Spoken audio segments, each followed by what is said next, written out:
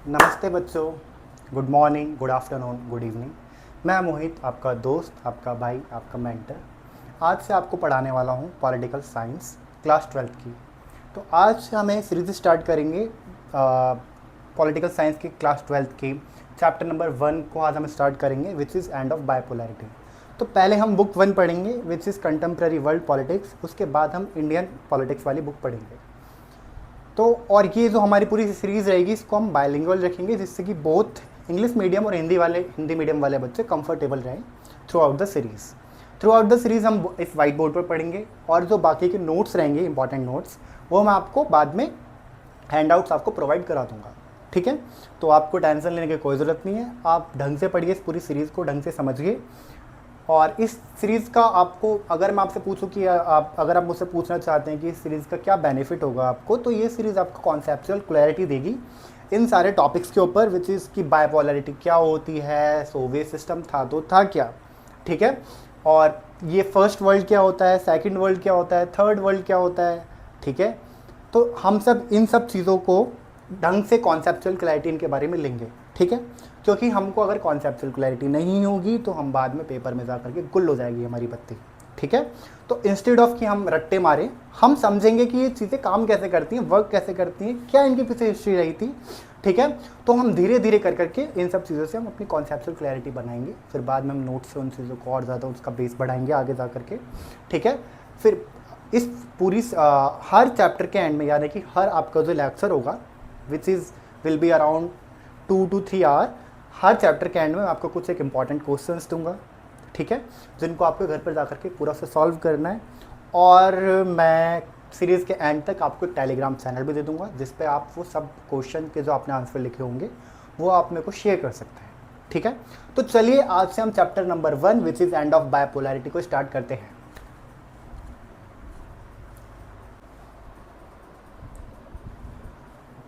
तो चलिए बच्चों स्टार्ट करते हैं आपका chapter number 1 which is end of bipolarity. आपने एक फ्रेज तो सुना ही होगा, you can hate me, you can love me, but you can't ignore me, है ना। सब ने फ्रेज सुना होगा बॉलीवुड्स में, हॉलीवुड्स में। अब इसको सुन करके आपको क्या लगता है कि कोई एक ऐसा इविल कैरेक्टर है, या फिर कोई एक ऐसा कैरेक्टर है जिसको आप हेट कर लो या उससे प्यार कर लो, बट आप उसको इग्नोर बिल्कुल भी नहीं कर सकते, ठीक है। तो आप 1950s का अगर आप वर्ल्ड देखोगे, 1950s का अगर आप सिनेरियो देखोगे पूरे वर्ल्ड के अंदर, तो यूएसएसआर बिल्कुल सेम काम कर रहा था, जिसको कोई भी इग्नोर नहीं करना चाहता था, ना ही कोई उसे इग्नोर कर पाता था। Just like a powerful country which is USA, वो भी इसको इग्नोर नहीं कर पा रहा था, क्योंकि यूएसएसआर एक ऐसी कंट्री बन चुकी थी 1950s तक आते आते, जो कि यूएसए की भी आंखों में आंखें डालकर देखती थी, उसे चुनौती देती थी, ठीक है। तो हम स्टार्ट करते हैं अभी चैप्टर, ठीक है। अच्छा, लेट सपोज मैं आपसे बोल रहा हूँ आज कि कल सुबह आप उठते हो और आपको आपकी मम्मी बोलती हैं, या आप न्यूज़ चैनल पर देखते हो कि यार यूएसए तो टूट गया। आप बोलोगे यार कैसे? मैंने कहा नहीं नहीं, यूएसए टूट गया, फ्लोरिडा अलग हो चुका है, कैलिफोर्निया अलग हो चुका है, सैंटियागो अलग हो चुका है, सॉरी सैंटियागो तो ब्राज़ील का पार्ट है। अब जो लोग को वो ये समझ में आया होगा, तो आप समझ सकते हो कि वर्ल्ड मैप अच्छा है, और जिसको नहीं समझ में आया पहले जाके वर्ल्ड मैप पढ़ो, ठीक है। तो अच्छा, तो हम बोल रहे हैं कि जैसे भाई सैन एंड्रियाज अलग हो चुका है, कैलिफोर्निया अलग हो चुका है, ठीक है, सारे हमने जो यूएसए के जो स्टेट्स देखे सारे अलग हो चुके हैं, तो आपको बिलीव होगा? नहीं जी, नहीं होगा।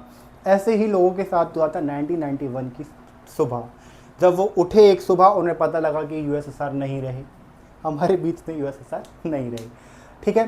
तो अब हम यूएसएसआर के अगर हम यूएसएसआर को समझेंगे, तो हमको समझना पड़ेगा कि यूएसएसआर कोई कंट्री नहीं थी, ठीक है। जैसे हम इसकी डेफिनेशन के अंदर, सॉरी इसकी फुल फॉर्म के अंदर देख सकते हैं, union of Soviet socialist republics, मतलब कि ये क्या है? यूनियन है, संघ है, ठीक है, ग्रुप है, किसका? सोशलिस्ट रिपब्लिक्स का, ठीक है। मतलब कुछ रिपब्लिक्स कंट्रीज़ या फिर कुछ रिपब्लिक स्टेट्स मिलकर के क्या बना रहे हैं? एक ऑर्गेनाइजेशंस बना रहे हैं, ठीक है। तो वही क्या था? यूएसएसआर था, विच इज़ 15 कंट्रीज़, जो कि 15 कंट्री थी, ठीक है। अच्छा, इन सब के बीच में कॉमन क्या था? इनकी सोशलिस्ट अप्रोच या आइडियोलॉजी, ठीक है। क्या? इनकी सोशलिस्ट अप्रोच या आइडियोलॉजी। अब पूछोगे कि जी ये आया कहाँ से? जी 1917 के अंदर रिवॉल्यूशन हुआ था, रशियन रिवॉल्यूशन, जिसके कर्ता धर्ता कौन थे? बोल्शेविक्स, ठीक है। बाद तक भी 1991 तक भी इन बोल्शेविक्स ने ही क्या करा था, रूल करा था किसके अंदर, रसिया के अंदर, ठीक है। तो रसिया की यही सोशलिस्ट जो अप्रोच है, यही बाद में जा कर के क्या बनती है, कंटेंट ऑफ बॉन्ड बनती है पूरी किसके अंदर, किसके अंदर, किसके अंदर, आपका कोल्ड वॉर के अंदर, ठीक है। अच्छा, अब ये कोल्ड वॉर वाला टॉपिक हम पढ़ेंगे आगे, ठीक है। चलो, तो अब यही जो सोशलिस्ट अप्रोच वाला जो इनका मुद्दा था, यही जाकर के बाद में लड़ाई करवाता है, यही बन जाता है बाद में सोशलिस्ट वर्सेस कैपिटलिज्म, ठीक है।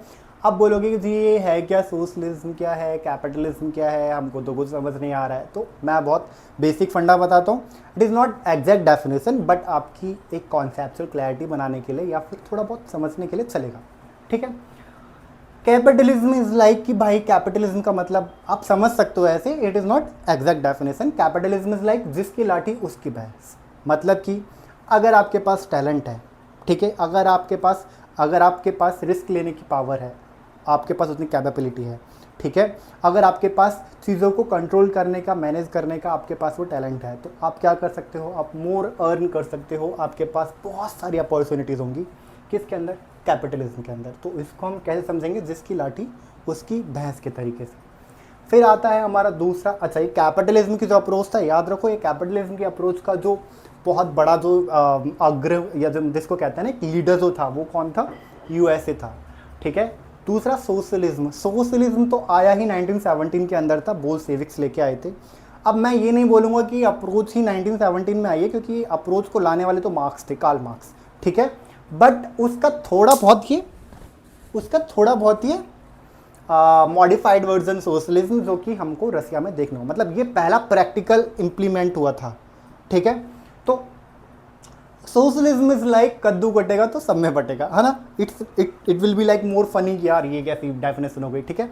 बट ये यही था, ठीक है, कद्दू कटेगा सब में बटेगा इन द सेंस कि जैसे हमने कैपिटलिज्म में देखा कि अगर आपके पास रिस्क टेकिंग, अगर आपके पास कैपेबिलिटी है, आपके पास टैलेंट है, तो आप पूरी मार्केट का रिसोर्स अपने तरफ खींच सकते हो, आप बहुत अमीर हो सकते हो, ठीक है। क्योंकि कैपिटलिज्म के अंदर जितने भी आपके रिसोर्सेज होते हैं, ठीक है, वो किसके हाथ में होते हैं, वो किसके हाथ में होते हैं, वो क्या होते हैं, इंडिपेंडेंट होते हैं, वो किसी के हाथ में भी जा सकते हैं, ठीक है। जिसके पास क्या होगी, जिसके पास टैलेंट होगा वो उतना ही क्या बन सकता है, रिच बन सकता है। बट सोशलिज्म में ऐसा नहीं है, गवर्नमेंट का सारे रिसोर्सेज के ऊपर क्या होता है, कंट्रोल होता है, ठीक है। लेट्स सपोज एक सोशलिज्म इकोनॉमी की बात कर रहे हैं, जस्ट लाइक रसिया, जो कि यूएसएसआर, नॉट रसिया, जो कि कभी 1950s के अराउंड था, ठीक है। तो लेट्स सपोज किसी बिजनेसमैन को लग रहा है कि जी मोबाइल बनाने में बहुत पैसा मिलेगा, अगर हम किसी मोबाइल इंडस्ट्री खोल लें तो बहुत पैसा मिलेगा। तो आप क्या बोलोगे, जी खोल लेगा वो, नहीं जी नहीं खोल सकते आप, ठीक है। क्योंकि सोशलिज्म के अंदर गवर्नमेंट ये क्या करती है, ये एंश्योर करती है कि सभी को एक मिनिमम लिविंग स्टैंडर्ड तो प्रोवाइड हो, ठीक है, कोई भूखा ना मरे, ठीक है, ये, और सबके पास इक्वालिटी रहे, ठीक है। इक्वालिटी मतलब इट्स नॉट लाइक कि सब इक्वल होंगे, बट मिनिमम डिस्पैरिटी होगी, ठीक है। यही क्या था, सोशलिज्म का फंडा था। अब यही एक सोशलिज्म में किसी आइडियोलॉजी थी, जो अप्रोच थी, इसी ने रसिया को, या फिर सॉरी दोबारा मैं रसिया बोला, मतलब ये यूएसएसआर को इसी ने क्या करा, बहुत पावरफुल बनाया, ठीक है। रसिया 1950s के दौर के अंदर एक ऐसी यूनियन थी, या फिर एक आप इसको एक ऐसी कंट्री मान सकते हो जिसके खुद की बाउंड्री के अंदर एक सुई से लेकर के एरोप्लेन तक सब कुछ बनता था, ठीक है। मतलब कि जो आज के टाइम पर आप सुनते हैं मेड इन इंडिया, तो that idea was led from USSR, कि मतलब खुद के घर पर सब कुछ चीज़ें बनाओ, जैसे कि आज के टाइम पर चाइना भी करता है, समझ आया, ठीक है। बट इस सोशलिस्ट अप्रोच के अंदर कहीं ना कहीं कुछ खामियां तो थी, हाँ जी। हर कोई चीज़ बढ़िया होती है, बट उसके पीछे भी कुछ ना कुछ ड्रॉबैक्स होते हैं। हर चीज़ के पीछे ड्रॉबैक्स होते हैं। तो ऐसे ही सोशलिस्ट जो आपकी अप्रोच थी, इसके अंदर भी कुछ ड्रॉबैक्स थी, और इसी ने बाद में किक डाउन करा किसको, यूएसएसआर को, जो बाद में धीरे धीरे इसको लेकर डूब गया, ठीक है। और यूएसएसआर के हमको देखने को मिलता है 15 पार्ट्स डिवाइड हो गए, ठीक है। हाँ जी, तो भाई शुरू करते हैं अपने लेक्चर का पार्ट 2, ठीक है। हमने पार्ट 1 के अंदर देखा कि यूएसएसआर था क्या, हमने उसके बेसिक्स जाने, वो किस अप्रोच के साथ डील कर रहा था, हमने ये देखा था, ठीक है। अब इस सारे लेक्चर या फिर इस लेक्चर के इस पार्ट के अंदर हम देखेंगे कि ये सोवियत सिस्टम था क्या। हाँ जी, ठीक है। तो और सोवियत सिस्टम को समझने के लिए हमको उसके 3 एस्पेक्ट समझने पड़ेंगे, ठीक है। कि उसका पॉलिटिकल सिस्टम क्या था, मतलब वो पॉलिटिकली कैसे वर्क कर रहा था, उसका इकोनॉमिक सिस्टम क्या था, मतलब वो इकोनॉमिकली कैसे वर्क कर रहा था, और लास्टली उसका सोशल सिस्टम क्या था, ठीक है। अच्छा, हम पहले बात करते हैं पॉलिटिकल सिस्टम के ऊपर, ठीक है। जब भी हम पॉलिटिकल सिस्टम की बात करते हैं तो जैसे हम इंडिया के अंदर बात करते हैं, तो इंडिया के अंदर अगर मैं आपसे बोलता हूँ कि इंडिया का पॉलिटिकल सिस्टम क्या है, तो आप बोलोगे कि जी वो तो डेमोक्रेसी। मैंने बोला डेमोक्रेसी क्या, तो बोलोगे कि हमारे यहाँ पर तो जी 3 पार्टियाँ हैं। मैंने कहा अच्छा सिर्फ 3 पार्टियाँ हैं, तो क्या होगी, नहीं नहीं नहीं बहुत सारी पार्टी है। मैं बोलोगे मेजर बताओ, तो आप बोलोगे एक तो आपकी आम आदमी पार्टी है, एक आपकी बीजेपी है, और एक आपकी कांग्रेस है, ठीक है। अब कोई बोलेगा कि जी समाजवादी पार्टी है एसपी, कोई बोलेगा टीएमसी है, कोई बोलेगा कि AIMIM है। तो पार्टी तो मल्टीपल है, ठीक है। तो अब लेकिन इंडिया के अंदर क्या है कि लेट सपोज इलेक्शन हो रहा है, जनरल असेंबली इलेक्शंस हुआ, ठीक है। तो अब जिसको वोट मिली वही जीतेगा। मतलब कि ये क्या है, ये बहुत ज़्यादा कंक्रीट नहीं है कि किसकी पार्टी बनने, किसकी कौन रूल करने वाला है, ठीक है। मतलब रूल चेंज हो सकता है इंडिया के अंदर, ठीक है। बट ऐसा नहीं था यूएसएसआर के अंदर, ठीक है। इट्स काइंड ऑफ क्लियर ही था कि जो जीतेगा या फिर जो रूल करने वाला है वो मेजरली कौन होंगे, कम्युनिस्ट या फिर सोशलिस्ट, ठीक है। क्योंकि पूरी ही गवर्नमेंट के ऊपर मेजॉरिटी के अंदर किसका रूल था, सोशलिस्ट लोगों का या सोशलिस्ट पार्टी का, ठीक है। अच्छा, यूएसएसआर के अंदर क्या, इसका मतलब कि उसके अंदर क्या इलेक्शंस नहीं होते थे, हाँ जी होते थे। वहाँ पर पॉलिटिकल इंस्टीट्यूशन था, वहाँ पर गवर्नमेंट एग्जिस्ट करती थी, ठीक है। बट वहाँ पर डेमोक्रेसी नहीं थी, ठीक है। अच्छा, अब बोलोगे डेमोक्रेसी, अच्छा जी डेमोक्रेसी का मतलब क्या होता है। डेमोक्रेसी का मतलब होता है कि हम वोट कर रहे हैं और सामने क्या है, सामने क्या है, सामने मल्टीपल पार्टीज़ हैं। क्या मल्टीपल पार्टीज़ हैं, तो इसका मतलब एक एस्पेक्ट के अंदर ये फुली डेमोक्रेटिक नहीं था क्या, यूएसएसआर, ठीक है। अच्छा, तो यहाँ पर हम क्या बोलेंगे कि 1 पार्टी सिस्टम था। यहाँ पर घूम फिर के जो रूल कर रहा था वो कौन कर रहा था, वो सोशलिस्ट पार्टी या फिर सोशलिस्ट रिजीम ही यहाँ पर क्या कर रही थी, रूल कर रही थी। Until what, until 1991, done. अच्छा, अब हम बात करते हैं इसके इकोनॉमिक सिस्टम के अंदर। अभी मैंने तुमको पहले ही बताया था कि there are 2 type of system जिसके ऊपर पूरा वर्ल्ड काम कर रहा होता है या फिर करता है, ठीक है। नॉट 2, अब तो 3 हो गए हैं, ठीक है। लेकिन पहले मेजरली 1947 के पहले मेजरली 2 टाइप के सिस्टम्स काम करते थे, 2 टाइप की इकोनॉमीज़ काम करती थी, which were first which is capitalist, इसको हम क्या बोलते थे, इसको हम बोलते थे मार्केट इकोनॉमी, ठीक है, या बोलते हैं। दूसरी होती है हमारी सोशलिस्ट, इसी को कम्युनिस्ट भी बोल देते हैं लेम लैंग्वेज में, ठीक है। और इसी को हम क्या बोल देते हैं, प्लान्ड इकोनॉमी भी बोल देते हैं या सेंट्रल प्लान्ड इकोनॉमी भी बोल देते हैं, ठीक है। तो अब जैसे मैंने तुमको बताया था कि यूएसए के अंदर अगर आपके अंदर टैलेंट है, ठीक है, अगर आपके पास रिस्क टेकिंग कैपेबिलिटी है तो आप कुछ भी कर सकते हो, आप कोई भी आपके बिजनेसमैन, मतलब आप कोई भी बिजनेस खोल सकते हो और आप जितना चाहो उतना आप क्या कर सकते हो, प्रॉफिट गेन कर सकते हो। बट क्या ये पॉसिबल था यूएसएसआर के अंदर, जी नहीं। क्यों, क्योंकि वहाँ यहाँ पर यूएसएसआर के अंदर चाहे वो मेजर कंपनीज़ हों, चाहे वो मेजर आपके बिजनेसेस हों, ठीक है, या फिर वो क्या प्रोडक्शन करना है, कितना प्रोडक्शन करना है, ये सब किसके हाथ में था, या फिर ये सब किसके कंट्रोल में था, ये सब कंट्रोल था किसके पास, इसका कंट्रोल था गवर्नमेंट के पास। आ गया जी समझ में, इसका कंट्रोल किसके पास था, गवर्नमेंट के पास था, ठीक है। अच्छा, गवर्नमेंट कंट्रोल क्यों करती थी, ये पॉइंट लिंक है 3rd पॉइंट से, विच इज़ सोशल सिस्टम। क्या सोशल सिस्टम के अंदर मैंने आपको बताया था कि जो एक सोशलिस्ट इकनॉमी होती है वहाँ पर उनका जो एक मेन मोटिव होता है वो ये इंश्योर करना होता है कि मिनिमम डिस्पैरिटी हो बिटवीन सोसाइटी, ठीक है, सोसाइटल गैप्स क्या हो, बहुत कम हो, ठीक है। तो अगर आप अगर आप यूएसएसआर के अंदर थे तो आपको कुछ चीज़ों की तो टेंशन नहीं थी, कि जी आपको फीस भरनी है बच्चों की, नहीं टेंशन, ठीक है। आपका हेल्थ कि आपको यार बहुत लंबे चौड़े बिल आएंगे हेल्थ की, नहीं टेंशन, ठीक है। एम्प्लॉयमेंट, जिस सबको नौकरी मिलेगी, ठीक है, ठीक है। घर घर रोजगार योजना वहाँ पर चलती रहती थी, okay done. Minimum standard of living, ठीक है, मतलब आपकी जो एक standard of minimum standard of living थी वो हर किसी बंदे को मिल रही है, तो आपको उसका तो कोई लेना देना नहीं है, ठीक है, मतलब उसका आपको कोई टेंशन नहीं है। एटलीस्ट एनसीईआरटी में तो यही बता रखा है, हमको यही मेंशन कर रखा है कि यूएसएसआर के अंदर जो गवर्नमेंट थी वो इंश्योर करती थी कि लोगों को ये चीज़ें क्या कराई जाएँ, प्रोवाइड कराई जाएँ। इसी चीज़ को लेकर के रिसोर्सेज को क्या करा गया था, कंट्रोल में रखा गया था गवर्नमेंट के। डन, डन हो गया यहाँ तक, ठीक है जी। फिर अब हमने देखा कि यार इतनी सारी इतनी मनोरंग चीज़ें देखने को मिल रही है, इतनी लाइटन अप चीज़ें हैं कि यार यूएसएसआर क्या जगह है, मतलब इट्स लाइक हेवन, कि बहुत इनकम डिस्पैरिटी कम है और लोग बहुत खुशी से जी रहे हैं, एजुकेशन है, हेल्थ है, एम्प्लॉयमेंट है, मिनिमम स्टैंडर्ड ऑफ लिविंग है। तो प्रॉब्लम कहाँ है? समझ में आ रहा है तुम लोगों को कि प्रॉब्लम है कहाँ? इतनी मतलब ये तो ऐसा ही लग रहा है ना कि यार कि अगर हेवन के बाद कोई जगह होगी वो तो यूएसएसआर होगी, तो फिर प्रॉब्लम कहाँ आ रही है ना? तो अब हमको प्रॉब्लम समझनी पड़ेगी, ठीक है। अब इसको हम एक जोक के एग्जांपल से समझ सकते हैं कि एनसीईआरटी के अंदर एक जोक दिया हुआ है कि जो वो टैक्स कलेक्शन करने के लिए जो ऑफिसर आता था वो बोलता है कि how much did you grow the potatoes, मतलब आलू कितना उपजा टाइप्स। तो बोलता है जी आलू के तो पहाड़ लग गए भगवान जितने, ठीक है। वो पूछता है कि जी क्या कि कितना आपने आलू कितना बुआ, तो बोलता है फार्मर बोलता है कि जी आलू के तो पहाड़ लग गए भगवान जितने बड़े बड़े पहाड़ है आलू के, ठीक है। तो अब वो ऑफिसर बोलता है कि जी भगवान तो होते ही नहीं, तो बोलता है तो आलू कहाँ है ठीक है।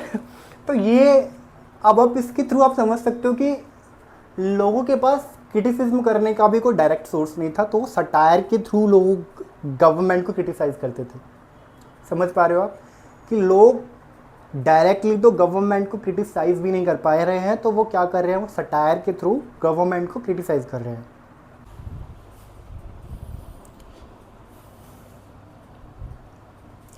चलो गाइस, तो अब हम इस चैप्टर के पार्ट नंबर 3 पर चलते हैं। जैसे कि हमने लास्ट चैप्टर में पढ़ा था, देखा था कि जो यूएसएसआर था वो बिलीव करता था स्ट्रॉन्ग वेलफेयर में, ठीक है, और स्ट्रॉन्ग कंट्रोल, स्टेट कंट्रोल के अंदर, ठीक है। हालांकि ये दो मेजर पॉइंट्स जो थे उसमें से एक तो बहुत पॉजिटिव था, बट फिर भी कैसे उसने लीड करा यूएसएसआर को उसके डिसइंटीग्रेशन की तरफ। अब जब भी हम यूएसएसआर की बात सुनते हैं आज के टाइम में, तो लोग बोलते हैं कि socialism is like a parasite, मतलब उसके अंदर खामियां ही खामियां थी।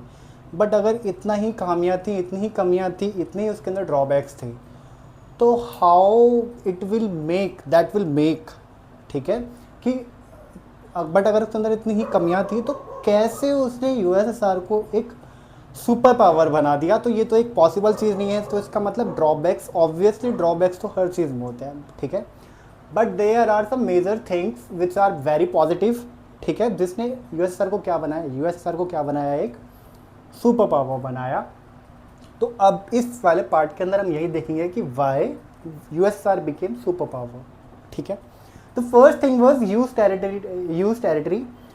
अब कोई आप मैप बनाने लगो और मैप बनाते बनाते अगर आपका हाथ थक जाए, किसी कंट्री का मैप बनाने लगो और मैप बनाते बनाते आपका हाथ थक जाए, तो समझ जाओ कि कंट्री भैया छोटी तो नहीं है, ठीक है।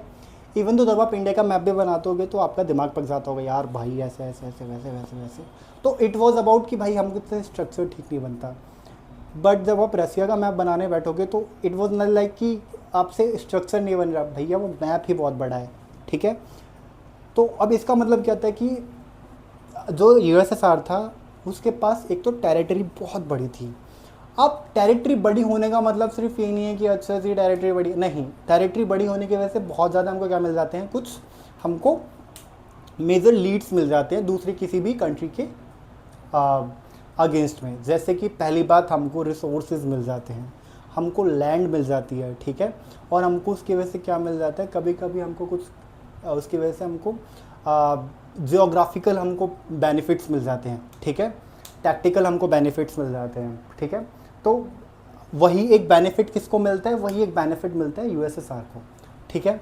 सेकेंडली मैंने जैसे आपको बताया कि भाई नेचुरल रिसोर्सेज आज के टाइम पर भी जो रसिया है वो पूरे वर्ल्ड को क्या गैस और आपका जो पेट्रोलियम है या फिर जो क्रूड ऑयल है वो क्या करता है, एक्सपोर्ट करता है। उसके पास इतनी क्वांटिटी में है कि वो आज तक भी क्या करता है, बाकी कंट्रीज़ को क्या करता है, वो एक्सपोर्ट करता है अपने ऑयल, गैस और बाकी मिनरल्स, ठीक है। आपने भी सुना होगा बीच में जब अभी यूक्रेन और रसिया का वॉर हुआ था तो यूएसए वाज लाइक कि मत खरीदो जी, मत खरीदो, एंड रसिया वाज लाइक कि डिस्काउंट पर ले जाओ, 50% डिस्काउंट है, 60% डिस्काउंट है, समझ में आ रहा है। तो उसके पास इतना है कि वो आज के टाइम पर भी बहुत ह्यूज अमाउंट में क्या करता है, एक्सपोर्ट करता है अपने ऑयल, गैस एंड मिनरल्स का, ठीक है। तो दैट टाइम पर उसने क्या करा, उसको बहुत ज़्यादा बेनिफिट या फिर उसको क्या करा, बेनिफिट पहुँचाया।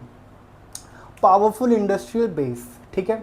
अब लाइक आप सोच सकते हो कि जस्ट लाइक कि जब यूरोपियन सारी countries was very focused on कि लाइक भाई कार बनानी है, लोगों की जो लग्जरी गुड्स है उनको, मतलब जो हमारे जो लोग हैं, जो किसी भी कंट्री के अंदर जो सिटीजन्स होते हैं, उनकी नेसेसिटीज़ को पूरा करना है, चाहे वो लग्जरी हो चाहे कैसी भी हो। At that time Russia was very concern about their basic industries, ठीक है, स्टील इंडस्ट्रीज़, उन सब को लेकर के वो बहुत ज़्यादा क्या था, कंसर्न था कि भैया पहले बेसिक डेवलपमेंट कर लो, ये बन गया तो सब बन जाएगा, ठीक है। तो उन्होंने हैवी इंडस्ट्रीज़ लगानी स्टार्ट करी, मशीनरीज लगानी स्टार्ट करी, बनानी स्टार्ट करी, स्टील प्लांट्स लगाने स्टार्ट करी। इवन दो रसिया ने सिर्फ ना ही अपने यहाँ पर यूएसएसआर के अंदर सिर्फ बनाई, एट दैट टाइम हमने देखा कि बहुत सारी इंडिया के अंदर भी स्टील प्लांट्स लगाने में बहुत ज़्यादा हेल्प करी थी, किसने, इंडिया को भी, रसिया ने, ठीक है। बाकी हम देखते हैं स्ट्रॉन्ग मिलिट्री पावर। जी रसिया के पास बहुत स्ट्रॉन्ग मिलिट्री थी, एडवांस मिसाइल्स थी, ठीक है, उसके पास न्यूक्लियर वेपन्स थे, और एक बार को तो इसीलिए जो यूएसए था वो भी थोड़ा सा सहमा हुआ था कि जी नहीं, अब फेस टू फेस तो फाइट नहीं कर सकते। इसी की वजह से किसका बर्थ होता है, कोल्ड वॉर का, ठीक है। कोल्ड वॉर में आपको क्योंकि ये अब करिकुलम का पार्ट नहीं है तो मैं आपको बस उसका एक बेसिक आपको एक स्ट्रक्चर समझा दूंगा, कोल्ड वॉर था क्या, पेपर में नहीं आने वाला, ठीक है। तो इसलिए मैं आपको इस टॉपिक को, कोल्ड वॉर के टॉपिक को आपको इन डेप्थ नहीं पढ़ाने वाला, ठीक है, ओके। तो स्ट्रॉन्ग मिलिट्री के अंदर हम देखते हैं कि भाई रसिया के पास एडवांस मिसाइल्स थी, ठीक है, न्यूक्लियर वेपन है और बहुत बड़ी मिलिट्री पावर थी, ठीक है, आर्मी थी। तो अच्छा, तो ये भी एक क्या बना, उसके सुपर पावर बनने के पीछे क्या रहा, एक मेजर पॉइंट रहा, साइंस एंड टेक्नोलॉजिकल एडवांसमेंट, ठीक है। अब क्या था कि जी अब ये तो ज़मीन पर तो लड़ नहीं पा रहे, यूएसए और यूएसएसआर ज़मीन पर तो लड़ नहीं पा रहे। यूएसए को पता है कि भैया हमने मिसाइल छोड़ी तो छोड़ेगा तो वो भी नहीं, ठीक है, अगर हमने मिसाइल छोड़ दी तो छोड़ेगा तो वो भी नहीं। इसी को हमने इसमें पहले एनसीईआरटी के अंदर एक टॉपिक था न्यूक्लियर डेटरमेंट, ठीक है। तो उसके अंदर यही था कि इट्स लाइक कि मैं आपको एग्जांपल देता हूँ कि इट्स लाइक कि आप कोई दो दुश्मन हैं, वो आपस में लड़ रहे हैं, पहले वाले के पास है तलवार और सेकंड वाले के पास कुछ नहीं है, वो निहत्था है, वो हाथ से ही मार सकता है। तो इट्स वेरी ऑब्वियस कि पहला वाला बंदा जाएगा, चांटा मारेगा खचाक से और वापस आ जाएगा, और सेकंड वाला नहीं मार पाएगा क्योंकि उसे पता है उसके पास तलवार है, ठीक है। अब लेट सपोज दोनों के पास तलवार आ गई, इट्स वेरी वेरी ऑब्वियस कि दोनों नहीं लड़ेंगे, मतलब नहीं लड़ेंगे, और लड़ेंगे भी तो तलवार को छोड़ कर लड़ेंगे। यदि मार लो, चांटे गुट्टे बजा लो, जो होगा देखा जाएगा, ठीक है, क्योंकि अगर तलवार मारी तो हो गया काम, समझ आ गया। बट इन केस दोनों के पास गन आ गई, क्या वो लड़ेंगे, क्या वो कोशिश भी करेंगे लड़ने की, क्योंकि अब दोनों को पता है कि पता नहीं किसका सर घूम गया, किसने किसके गोली मार दी, तो बचूंगा तो मैं भी नहीं, ठीक है। तो इसका मतलब दोनों का ही क्या होगा, लॉस होगा ऐसे कंडीशन में।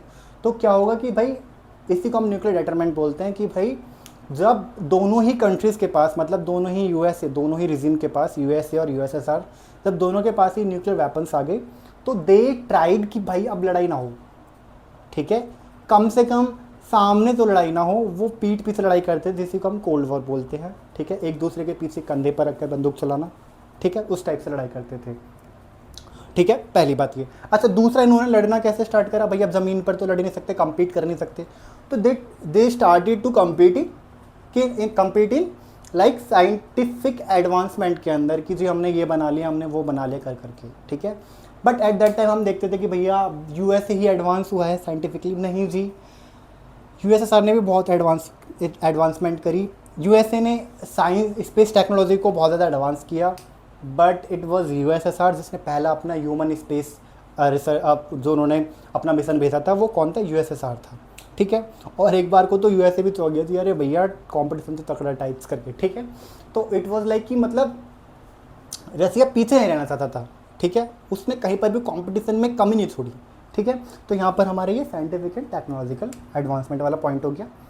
लास्ट है हमारा, last but not least, influence over eastern Europe. हमने देखा कि वर्ल्ड वॉर 2 के बाद ईस्टर्न यूरोप, क्योंकि हम पढ़ते हैं कि भैया इस तरफ से हम देखते हैं कि भाई टीटो प्लान चलता है, उस तरफ से मार्शल प्लान चलता है, ठीक है। तो हम देखते हैं कि मार्शल प्लान की वजह से जहाँ यूएसए अपनी तरफ खींचता है वेस्टर्न कंट्रीज़ को, वेस्टर्न यूरोपियन कंट्रीज़, तो उधर से भी मोलोटोव प्लान चलता है, ठीक है। तो अब क्या होता है, इसकी वजह से क्या होता है, जब रसिया अपने प्लान चलाता है तो उसके अंदर क्या होता है, वो बोलते हैं भैया हम अपने ईस्टर्न यूरोप के कंट्रीज़ को खींचेंगे, ठीक है। तो अब एक तो रसिया खुद में अपने आप में इतना बड़ा कंट्री है, ठीक है।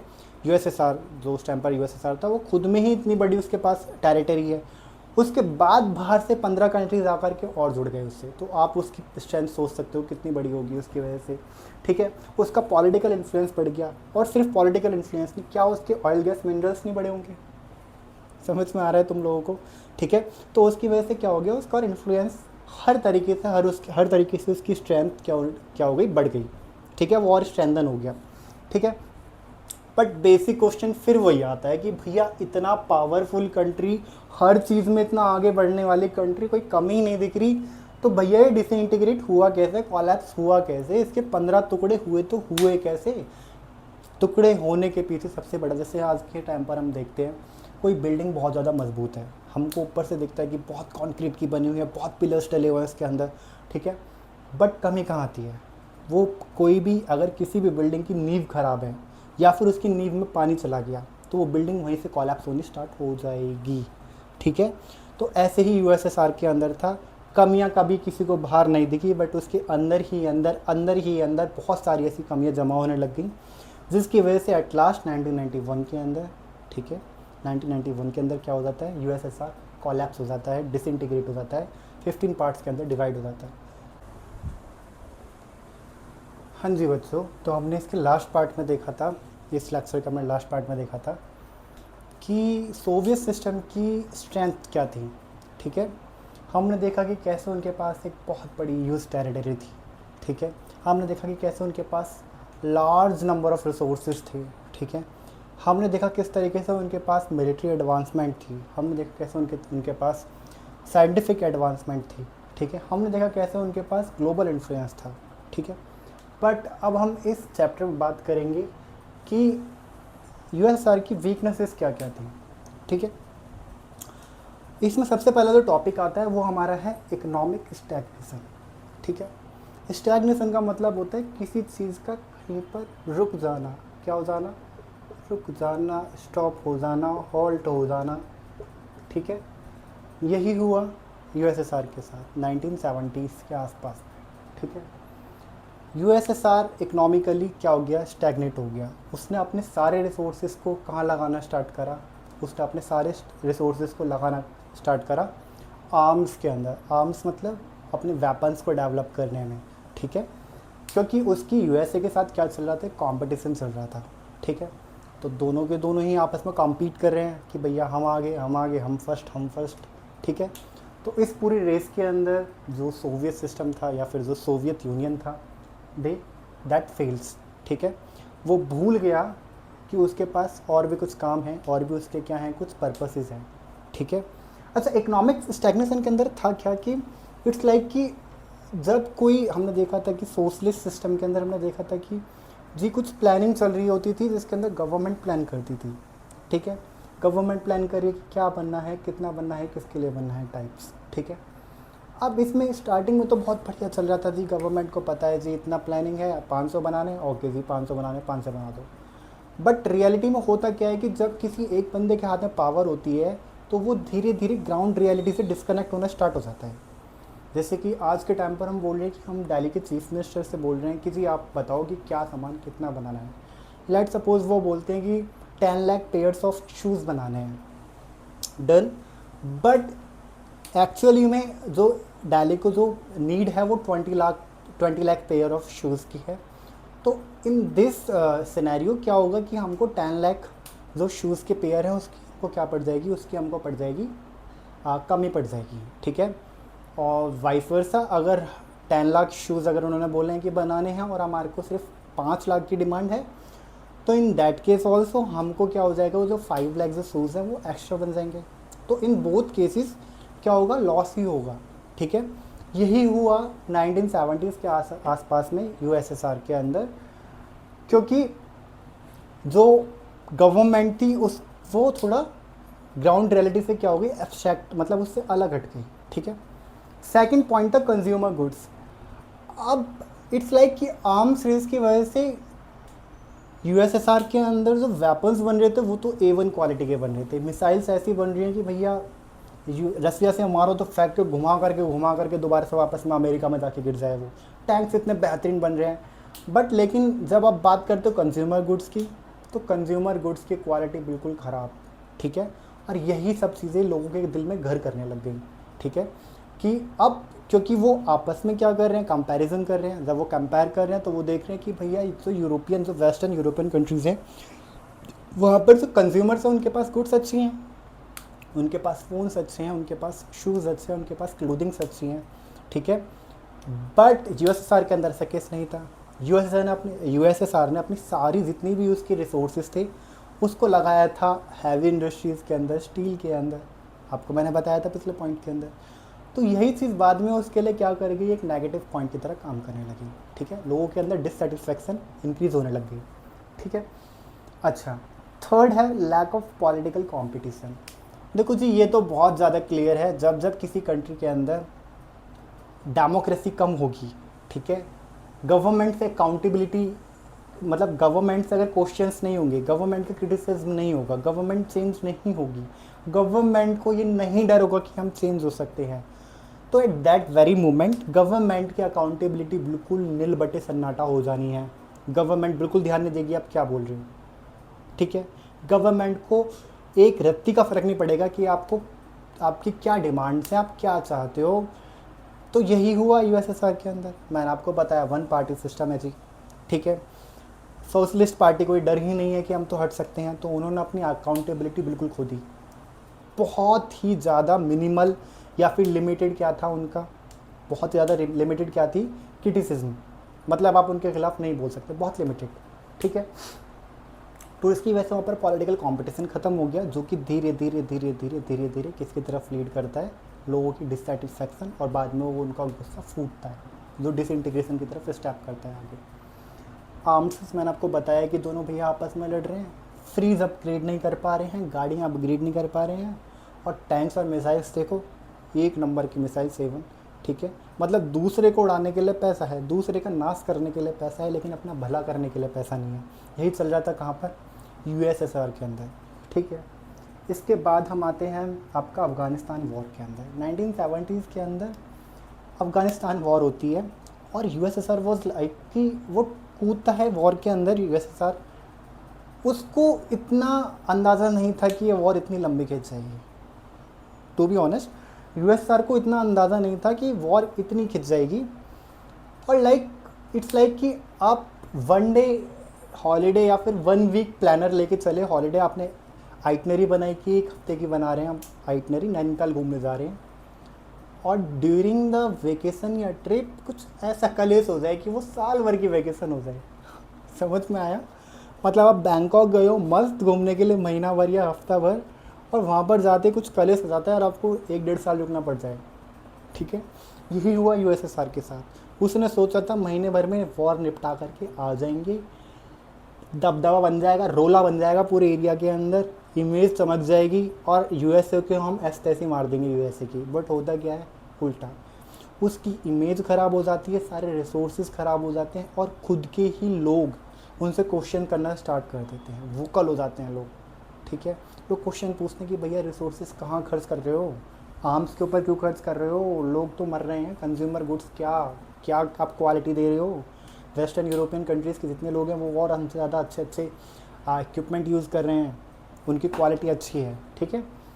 अफ़गानिस्तान वॉर का ये हो गया। नेशनैलिटी इशू, जैसे मैंने आपको फर्स्ट चैप्टर के मतलब चैप्टर के फर्स्ट पार्ट के अंदर मैंने आपको बताया था कि जो यूएसएसआर था it wasn't like a country, ये कंट्री नहीं था, ये क्या था, यूनियन ऑफ रिपब्लिक्स था। इसके अंदर मतलब मल्टीपल रिपब्लिक्स थे, मल्टीपल कंट्रीज़ थी। तो इसका मतलब हर एक कंट्री की अपनी अपनी कहीं ना कहीं कोई नेशनैलिटी होगी। समझो मेरी बात।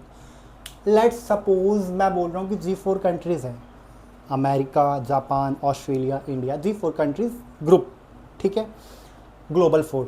अब कल को ये बोलने लग जाते हैं कि जी हम तो यूनियन हैं, हम UG4 हो गए, यूनियन ऑफ ग्लोबल 4। समझ में आ रहा है। बट क्या इंडिया के किसी यूनियन में घुस जाने से, ये सब के हाइपोथेटिकल एग्जांपल है, समझो, बट क्या इंडिया के किसी यूनियन में घुस जाने से, किसी ग्रुप का पार्ट बन जाने से, क्या उसकी नेशनैलिटी बिल्कुल बिल्कुल ही डाइवर्स या डिस्पर्स हो जाएगी या बिल्कुल डिसॉल्व हो जाएगी? आप ये बताओ, समझो मेरी बात को। आप इंडिया के, समझो मेरी बात, आप इंडिया को तो नहीं भूलोगे, आप ये तो नहीं भूलोगे ना आप इंडियन हो, चाहे आप किसी भी ग्रुप का पार्ट बन जाओ, चाहे आप G4 का बनो, चाहे आप G10 का बनो, चाहे आप G18 का बनो, आप नहीं भूलोगे ना। ऐसे ही हुआ था यूएसएसआर के साथ, जो बाकी कंट्रीज़ थी, पोलैंड वगैरह, यूक्रेन, ये सब कंट्रीज़ ऑल दो कहीं ना कहीं इसका पार्ट थी, but day by day Europe के अंदर नेशनलिज्म का क्या होने लग गया, राइज होने लग गया। और दे फेल्ट लाइक कि यार ये तो गलत है, हम अपने डिसीजन खुद क्यों नहीं ले पा रहे, हमारे रिसोर्सेज हम यूज़ करेंगे। भाई हमारा कल्चर, रसिया कौन होता है हमको बताने वाला कि हमको क्या फॉलो करना है, ये उनके अंदर क्वेश्चंस हैं, ठीक है। लोगों के अंदर उस चीज़ के लेकर एंगर फूटा, लोग पूछने लग गए कि भैया आप कौन होते हैं हमें बचाने वाले, हमारी कंट्री हम अपने डिसीजन खुद लेंगे, हमारी कंट्री का फॉरेन डिप्लोमेसी हम खुद संभालेंगे, हमारी कंट्री के रिसोर्सेज हम खुद संभालेंगे, हमारी कंट्री को क्या करना है हम खुद करेंगे, आप कौन होते हो बोलने वाले, ठीक है। लोगों के दिमाग में यही गुस्सा आया, बाकी जो रिपब्लिक्स थे, और यही जो गुस्सा था, यही जो टेम्परामेंट था, इसी की वजह से कहीं ना कहीं एक पॉइंट बनता है या फिर एक रीज़न बनता है जिसकी वजह से बाद में जा कर के यूएसएसआर डिसइंटीग्रेट होता है, ठीक है। अब यूएसएसआर डिसइंटीग्रेट हुआ, ऑल्दो बाकी सारे बहुत सारे पॉइंटर्स थे, बट एमबीटी आपने सुना होगा, मोहम्मद बिन तुगलक, एक ऐसा वाइज मैन, जब हम डाइवल हिस्ट्री पढ़ते हैं सब उनके बारे में पढ़ते हैं, तो इट वॉज़ वेरी ऑब्वियस कि कभी कभी हम अपनी लाइफ में कुछ अच्छा काम करने जाते हैं, मतलब हम कर्म करने जाते हैं, पर कांड हो जाता है। एमबीटी ने भी करा था, मतलब मोहम्मद बिन तुगलक ने भी करा था। दे ट्राइड कि भाई हम तो देवगढ़ बनाएंगे, क्या देवबंद, सॉरी, हम देवबंद बनाएंगे, अपनी कैपिटल उठा के लेके चलो दिल्ली से, इन बिटवीन कलेश हो गया, वापस से आना पड़ा, लोग मर गए, हद, ठीक है। करेंसी चेंज करी, तो इट वॉज लाइक कि वो जो भी कर्म करे बंदा कांड हो जाए। क्या उसकी इंटेंशन गलत थी? नहीं जी, इंटेंशन तो बहुत अच्छी है, ठीक है। तो ऐसे हिस्ट्री में एक नहीं मल्टीपल रूलर्स रहे जिनकी इंटेंशन तो बहुत ज़्यादा ऑनेस्ट थी, बहुत ज़्यादा गुड थी, बट जो उसकी वजह से जो हमको जो कंक्लूज़न देखने को मिलता है वो हमको थोड़ा गलत, जो हमको रिजल्ट देखने को मिलता है बिल्कुल उसका उलट देखने को मिलता है। और यही हुआ था बेचारे गॉर्बेचेव के साथ, मिखाइल गॉर्बेचेव के साथ। 1985 के अंदर उन्होंने यूएसएसआर की कमान संभाली, और दे केम विद 1989 में दे केम विद रिफॉर्म्स, 3 रिफॉर्म्स। अब ही रियली वांट्स टू कि जो कि सब कुछ हाथ से पावर जा रही है रसिया के, जो यूएसएसआर के हाथ से सारी पावर जा रही है, जो वो देख पा रहे थे कि यूएसएसआर डूब रहा है धीरे धीरे, तो ही ट्राइड कि भाई somehow if I can, मैं यूएसएसआर को बचाऊं, मैं इसको डिसइंटीग्रेट ना होने दूं, मैं इसको और ज़्यादा पावरफुल बनाऊं, बट इट डिडंट वर्क, ठीक है। चीज़ जैसे उन्होंने सोची वैसा वर्क नहीं कर पाई, और वो उल्टा बैकफायर कर गई, और बैकफायर ऐसी करी, हद तक बैकफायर करी जिसने यूएसएसआर को 15 पार्ट्स में डिवाइड कर दिया, ठीक है। और हमारी बुक के अंदर एक पूरा चैप्टर इंक्लूड कर दिया, एंड ऑफ बायपोलैरिटी। हाँ जी, तो बच्चों, before we start Gorbachev and its reforms, we will firstly learn about what is Cold War. Okay, तो हम पहले कोल्ड वॉर समझेंगे, बिकॉज Gorbachev के रिफॉर्म समझने से पहले इट इज़ इम्पॉर्टेंट कि हम कोल्ड वॉर समझ लें, ठीक है, और कुछ बेसिक जानकारी हमको पता लग जाए, कुछ इन्फॉर्मेशन हमको पता लग जाए। ऐसे लाइक मैंने लिखा हुआ है कि कोल्ड वॉर क्या है, it's a ideological conflict, arms race, not direct war. अगर आपसे कोई पूछता है कि कोल्ड वॉर क्या है, तो इट्स लाइक फर्स्ट इंस्टिंक्ट में आपको लगेगा कि कोल्ड वॉर कोई वॉर होगी जो कि या तो विंटर के टाइम्स में लड़ी गई है, या फिर किसी पोलर रीजन में, या फिर किसी टेम्परेट रीजन में लड़ी गई जहाँ पर बर्फ़ गिर रही है ना। तो सोच के यही लगता है, ठीक है। बट रियलिटी में कोल्ड वॉर का मतलब एक वॉर से है, एक काइंड ऑफ वॉर से है, which is not obvious war but more of a ideological conflict, ठीक है। और हमारे केस में ये आइडियोलॉजिकल कॉन्फ्लिक्ट चल किसके बीच में रही थी? ये आइडियोलॉजिकल कॉन्फ्लिक्ट चल रही थी यूएसए एंड यूएसएसआर के बीच में। और जो मैंने आपको बताया कि मेजर जो कंटेंट ऑफ बॉन्ड था वो था क्या? इनकी ideologies which were capitalism and socialism. They both want कि इनका इन्फ्लुएंस पूरे ग्लोबली बढ़े, ठीक है। तो अब उस इन्फ्लुएंस को बढ़ाने के लिए, अब क्योंकि मैंने आपको इससे पहले वाली क्लास में मैंने इसी चैप्टर के आपको स्टार्ट में बताया, इससे पहले बताया है कि एक न्यूक्लियर डेटरमेंट करके एक टॉपिक हमने पढ़ा था कि they both have nuclear weapons, so they are not capable to earn that damage. मतलब वो अपने ऊपर उतना डैमेज नहीं लेना चाहते थे कि भैया न्यूक्लियर वेपन के साथ वो किसी फाइट में उतरें, ठीक है। So the only option for them was कि भाई आप क्या करोगे, आप आर्म्स रेस के थ्रू एक दूसरे से compete करोगे, ठीक है। आप टेक्नोलॉजिकल एडवांसमेंट के थ्रू एक दूसरे के साथ compete करोगे।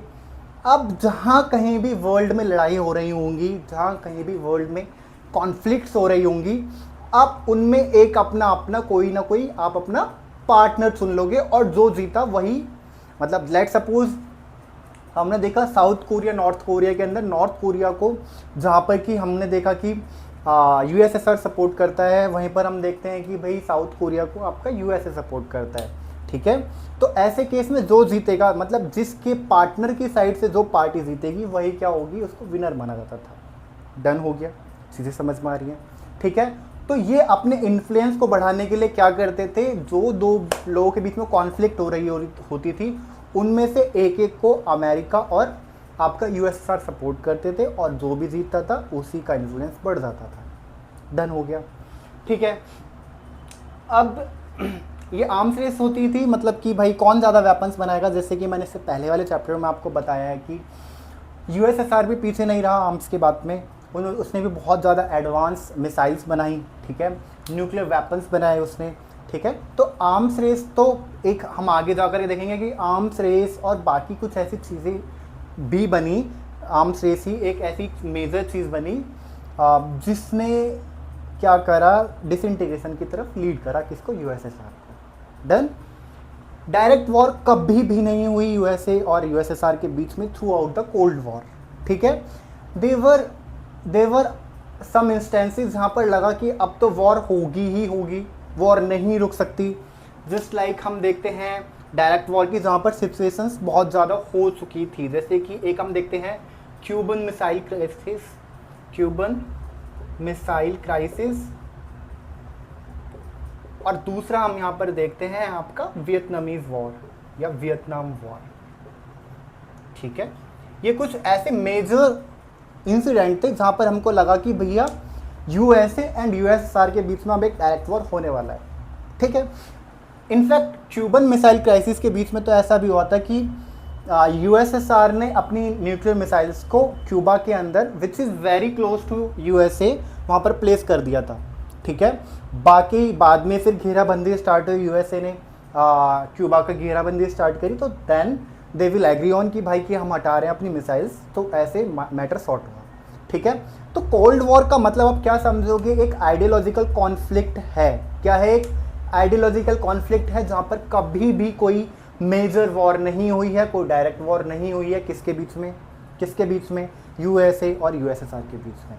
ठीक है, अब कोल्ड वॉर को लीड करने के लिए हम देखते हैं कि कुछ हमारे पास कुछ ग्रुप्स बनाए गए। ठीक है, हम देखते हैं जैसे यूएसए के बनाए हुए ग्रुप्स में हैं नाटो, सीटो और नाटो, सीटो एंड सेंटो।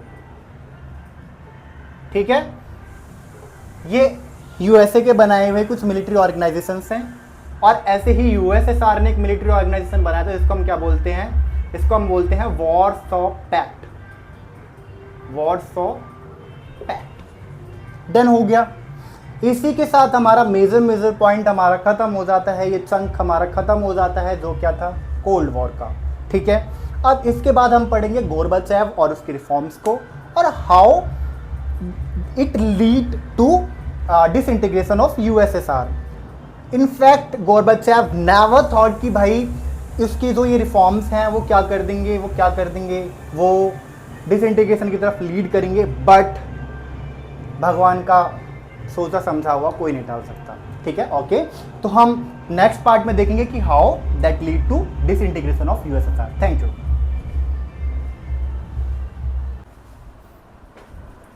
हाँ जी, तो चलो अब चैप्टर के हम अगले पार्ट के ऊपर चलते हैं, which is how Gorbachev and his reforms leads to disintegration of USSR.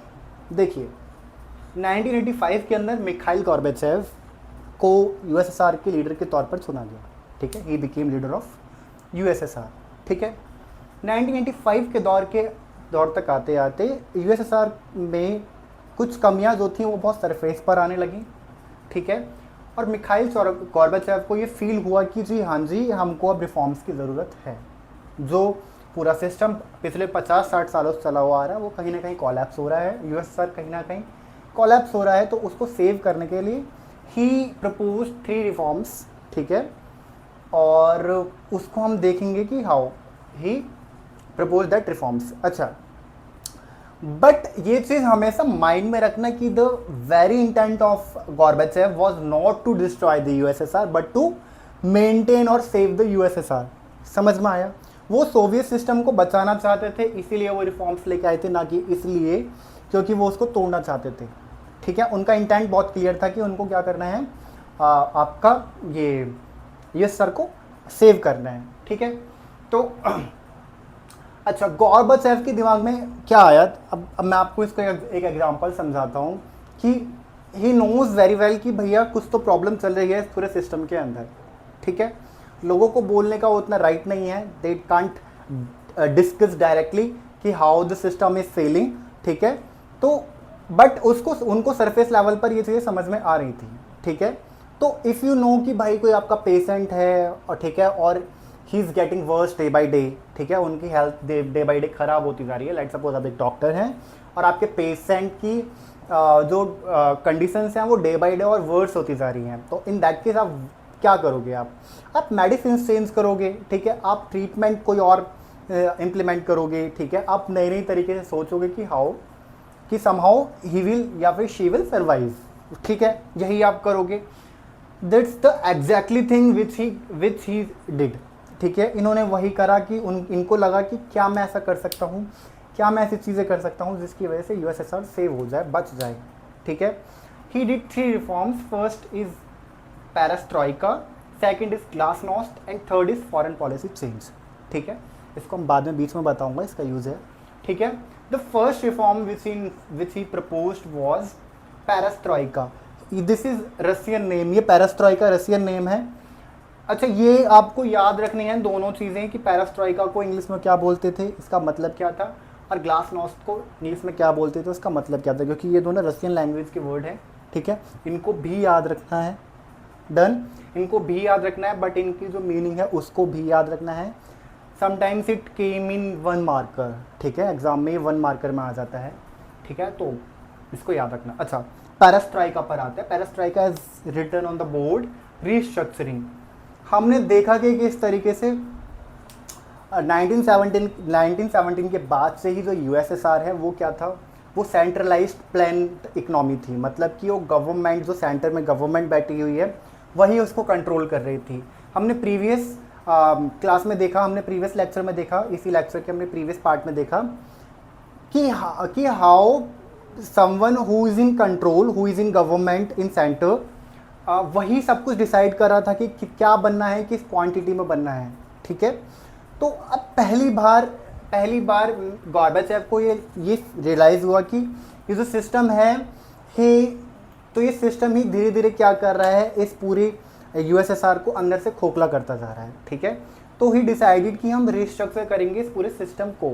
ठीक है, जैसे मान के चलो कि मैं बोल रहा हूँ as an principal of a school, मैं क्या कर रहा हूँ, मैं ही डिसाइड कर रहा हूँ कि किस क्लास के अंदर कितनी चौक जानी है, किस टीचर को कितने चैप्टर के कितने पेजेस पढ़ाने हैं फॉर अ डे। ठीक है, कि कौन सा बच्चा कौन सी क्लास में कौन सी बेंच पर बैठेगा। तो ये बहुत कॉम्प्लिकेट हो जाता है, बहुत कॉम्प्लेक्स हो जाता है। ठीक है, और इसमें इस कॉम्प्लेक्सिटी की वजह से इसमें प्रॉब्लम्स का और गलतियों का होना बहुत ज़्यादा क्या हो जाता है, इसमें प्रोबेबिलिटी बढ़ जाती है। ठीक है, तो इन्होंने क्या करा, धीरे धीरे जो भी रिजिडिटी थी पूरे सिस्टम के अंदर, जो भी सेंट्रलाइज्ड चीज़ें थी, इन्होंने उसको धीरे धीरे क्या करना, फ्री करना स्टार्ट करा। उसके लिए प्रपोजल्स दिए कि हम धीरे धीरे क्या करेंगे, सिस्टम के अंदर क्या लेके आएंगे, हम फ्लेक्सिबिलिटी लेके आएंगे।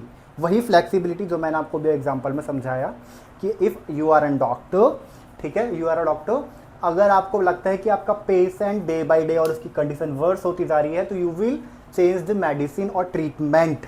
ठीक है, तो इन्होंने भी यही सेम चीज़ करी कि इन्होंने भी रिफॉर्म्स लेके आए। ठीक है, इन्होंने भी चेंजेस करे, इन्होंने भी ट्रीटमेंट चेंज करा यूएसएसआर को बचाने के लिए। ठीक है, सबसे पहला पेरेस्ट्राइका लेकर, जिसके अंदर उन्होंने रिस्ट्रक्चरिंग की बात करी। ठीक है, तो सब कुछ ही सेंटर से कंट्रोल हो रहा है, इसकी वजह से क्या हो रहा है, बहुत ज़्यादा प्लानिंग और एग्जीक्यूशन के बीच में गैप आ रहा है। तो ही डिसाइडेड कि भैया आप इसको हम धीरे धीरे क्या करेंगे, इसको हम डिसेंट्रलाइज्ड करेंगे। ठीक है, हम अपनी इकोनॉमी को क्या करेंगे, डिसेंट्रलाइज करेंगे। डन हो गया। सेकंड हम जो पॉइंट देखते हैं, ग्लासनोस्ट, इसका मतलब होता है ओपननेस।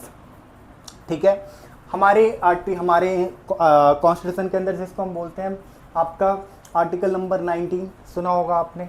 ठीक है, ठीक है, तो उसके अंदर फ्रीडम मिलती है हमें, freedom of speech and expression. ठीक है, आर्टिकल 19, ठीक है, ए। तो हम उसके अंदर ग्लासनोस्ट के अंदर भी सेम वही चीज़ें, not exactly same but kind of same चीज़ें उन्होंने देने की कोशिश करी कि भैया ओपननेस हो, डिस्कशन हो, लोग बोल तो पाएँ, उनके पास फ्रीडम ऑफ एक्सप्रेशन स्पीच तो हो। ठीक है, क्योंकि उनको भी दिख रहा था कि लोगों के अंदर चीज़ें भरी जा रही हैं। If he will not suffice, या फिर इन्होंने ये सब चीज़ें नहीं करी, इन्होंने रिफॉर्म्स नहीं करे, तो एक ना एक दिन लोग जा करके फटेंगे। ठीक है, उनके अंदर जो एंगर है, उनके अंदर जो डेस्परेशन है, उनके अंदर जो डिससेटिस्फैक्शन है, वो कहीं ना कहीं फटेगा और वो यूएसएसआर को लेके डूबेगा। ये इनका इंटेंट था, इनका इंस्टिंक्ट था।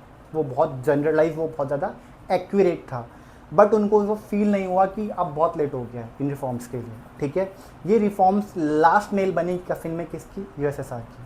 ठीक है, इन्होंने ओपननेस के लिए, इन्होंने डिस्कशंस के लिए क्या करा, फ्रीडम दी लोगों को। ठीक है, फ्रीडम दी इन्होंने, ओपननेस दी।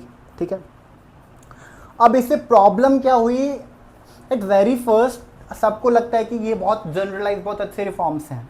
ऑब्वियसली अच्छे रिफॉर्म्स थे, बट कभी कभी सिचुएशंस भी देखी जाती हैं। At that time public of USSR या citizens of USSR was very very dissatisfied with their government. तो ऐसे मूवमेंट पर जब पीपल्स या फिर सिटीजन्स बहुत ज़्यादा डिससेटिस्फाइड हैं, अगर आप उनको छूट देना स्टार्ट करोगे तो तोड़ फोड़ मचाएंगे ही मचाएंगे। ठीक है, और यही हुआ। जैसे ही लोगों को बोलने का मौका मिला, तो जो उनके दिमाग में, दिलों में दबा हुआ था, इंस्टेड ऑफ कि वो इस चीज़ को प्रेज करते कि चलो फिलहाल गवर्नमेंट ने हमको बोलने की फ्रीडम ऑफ स्पीच दिया, एक्सप्रेशन दिया, उन्होंने क्या करा, उन्होंने करा गवर्नमेंट को क्रिटिसाइज़ करना स्टार्ट, जो अभी तक वो नहीं कर पाए थे करप्शन को लेकर के। ठीक है, मिस गवर्नेंस को लेकर के उन्होंने क्या करा, गवर्नमेंट को क्रिटिसाइज़ करना स्टार्ट कर दिया। ठीक है, और यही चीज़ें क्या हो गई, बाद में जाकर के बहुत कॉम्प्लेक्स हो गई। ठीक है, यही चीज़ें क्या बाद में जाकर के ये वोकल हो गई बहुत ज़्यादा चीज़ें। ठीक है, गवर्नमेंट, जहाँ गोर्बाचेव को लगा था कि हम लोगों को बोलने का मौका देंगे, ठीक है, तो हमको उन लोगों के ऊपर से थोड़ा प्रेशर रिलीज़ होगा, हुआ उल्टा, ठीक है। लोगों ने, बोलते हैं ना कि ये तो पुरानी मतलब ये तो बड़ा हथियार है, इसको बड़ी लड़ाई में यूज़ करेंगे। तो लोगों के पास ऐसे बहुत बहुत बड़े हथियार थे, बहुत बहुत बड़े उनकी डिससेटिस्फैक्शन थी, जो उन्होंने 1985 के बाद खोलनी स्टार्ट करी और बम्बार्डमेंट करना स्टार्ट कर दिया गवर्नमेंट के ऊपर कि भैया आपकी ये भी कमी, वो भी कमी, ऐसे भी लो, वैसे भी लो, हर तरीके से गवर्नमेंट को घेरा जाने लगा, ठीक है। अच्छा, अब हम आते हैं अगले पॉइंटर के ऊपर, which is nationalism getting stronger, ठीक है। इस ओपननेस की वजह से अब, क्योंकि मैंने आपको बताया कि 1985 से पहले बहुत माहौल बन रखा था पूरा, ठीक है, यूएसएसआर के अंदर, लोगों के अंदर, नॉट सिर्फ यूएसएसआर, उसके आसपास की उसकी जो सोवियत रूस के अलावा, सोवियत रसिया के अलावा जो उसकी पार्टनर कंट्रीज थी, जैसे पोलैंड हो गया, चेकोस्लोवाकिया हो गया, तो दे ऑल्सो फेल्ट लाइक कि भाई हमारी कंट्री है तो why don't we take our own decisions, ठीक है। तो वो उनके दिमाग में इतने लगी भैया जब हमारा ही कंट्री है तो हम डिसीजन क्यों ना लें, ठीक है। तो अब ये तो पहले से ही उनका थॉट प्रोसेस चल रहा था, अब उसको एक इग्नाइट करने के लिए ग्लासनोस्ट और आ गया, ठीक है। तो जो अभी तक था कि हम अपने डिसीजन खुद क्यों ना लें, अब वो ट्रांसफर हो गया, वाई कांट वी इंडिपेंडेंट, हम इंडिपेंडेंट क्यों नहीं हो सकते, ठीक है। अब उनके अंदर एक और चिंगारी उठ गई कि भैया हमें तो अब इंडिपेंडेंट होना है, हमें तो अलग होना है यूएसएसआर से, डन, ठीक है। तो अब ये नेशनलिज्म गेट स्ट्रॉन्गर, ये भी एक क्या बना, एक पॉइंटर बना यूएसएसआर के डिसइंटीग्रेशन में। फिर policy change, foreign policy change करी थी मिखाइल गोर्बाचेव ने। उन्होंने किसी भी टाइप की वेस्टर्न कन्फ्रंटेशन से बचने की कोशिश करी, आर्म्स रेस ख़त्म करी, ठीक है। ही ट्राइड कि भाई यूएसए से रिलेशंस अच्छे बनाए जाएं, वेस्टर्न यूरोप से हमारे रिलेशंस मतलब यूएसएसआर के रिलेशंस अच्छे बने, ठीक है। आर्म्स रेस कम हो, ये एनटीबीटी सीटीबीटी आपको सब पता होगा, क्या पढ़ाऊँ मैं उसका, क्योंकि वो तो उसमें सिलेबस में से हट चुका है। एनटीबीटी सीटीबीटी ये सब क्या थी, एग्रीमेंट्स थी, ठीक है। इनका मतलब क्या था कि जब लगा यूएसए और यूएसएसआर को कि भैया आर्म्स रेस इतनी ऊपर जा चुकी है कि न्यूक्लियर वेपन इतने हो चुके हैं कि अगर एक बार स्टार्टिंग हुई तो इतनी तोड़फोड़ मचेगी कि कंट्री नहीं, पूरा वर्ल्ड ही नहीं बचेगा, पूरा अर्थ ही नहीं बचेगा, ठीक है। तो उन्होंने आपस में एग्रीमेंट करे कि भैया हम लिमिट करेंगे, किसको, अपने न्यूक्लियर वेपन्स को लिमिट करेंगे और एक दूसरे को बताते रहेंगे, ठीक है, कि आपके पास कितने, मेरे पास उतने, आपके पास कहाँ रखा है, कैसे रखा है, वो सब चीज़ें। ऐसी बहुत सारी उन्होंने क्या बनाई थी, अपनी एग्रीमेंट्स बनाए थे इन्होंने अपने, ठीक है। तो वही एनटीबीटी सीटी, वो सब चीज़ें, सीटीबीटी, वही सब क्या था, ये फॉरेन पॉलिसी में इंक्लूडेड थे कि भैया इन्होंने वेस्टर्न कन्फ्रंटेशन को रोका कि भैया अब हम और कन्फ्रंटेशन नहीं करेंगे, सब प्यार मोहब्बत से मिलजुल कर रहेंगे, डन हो गया जी, ठीक है।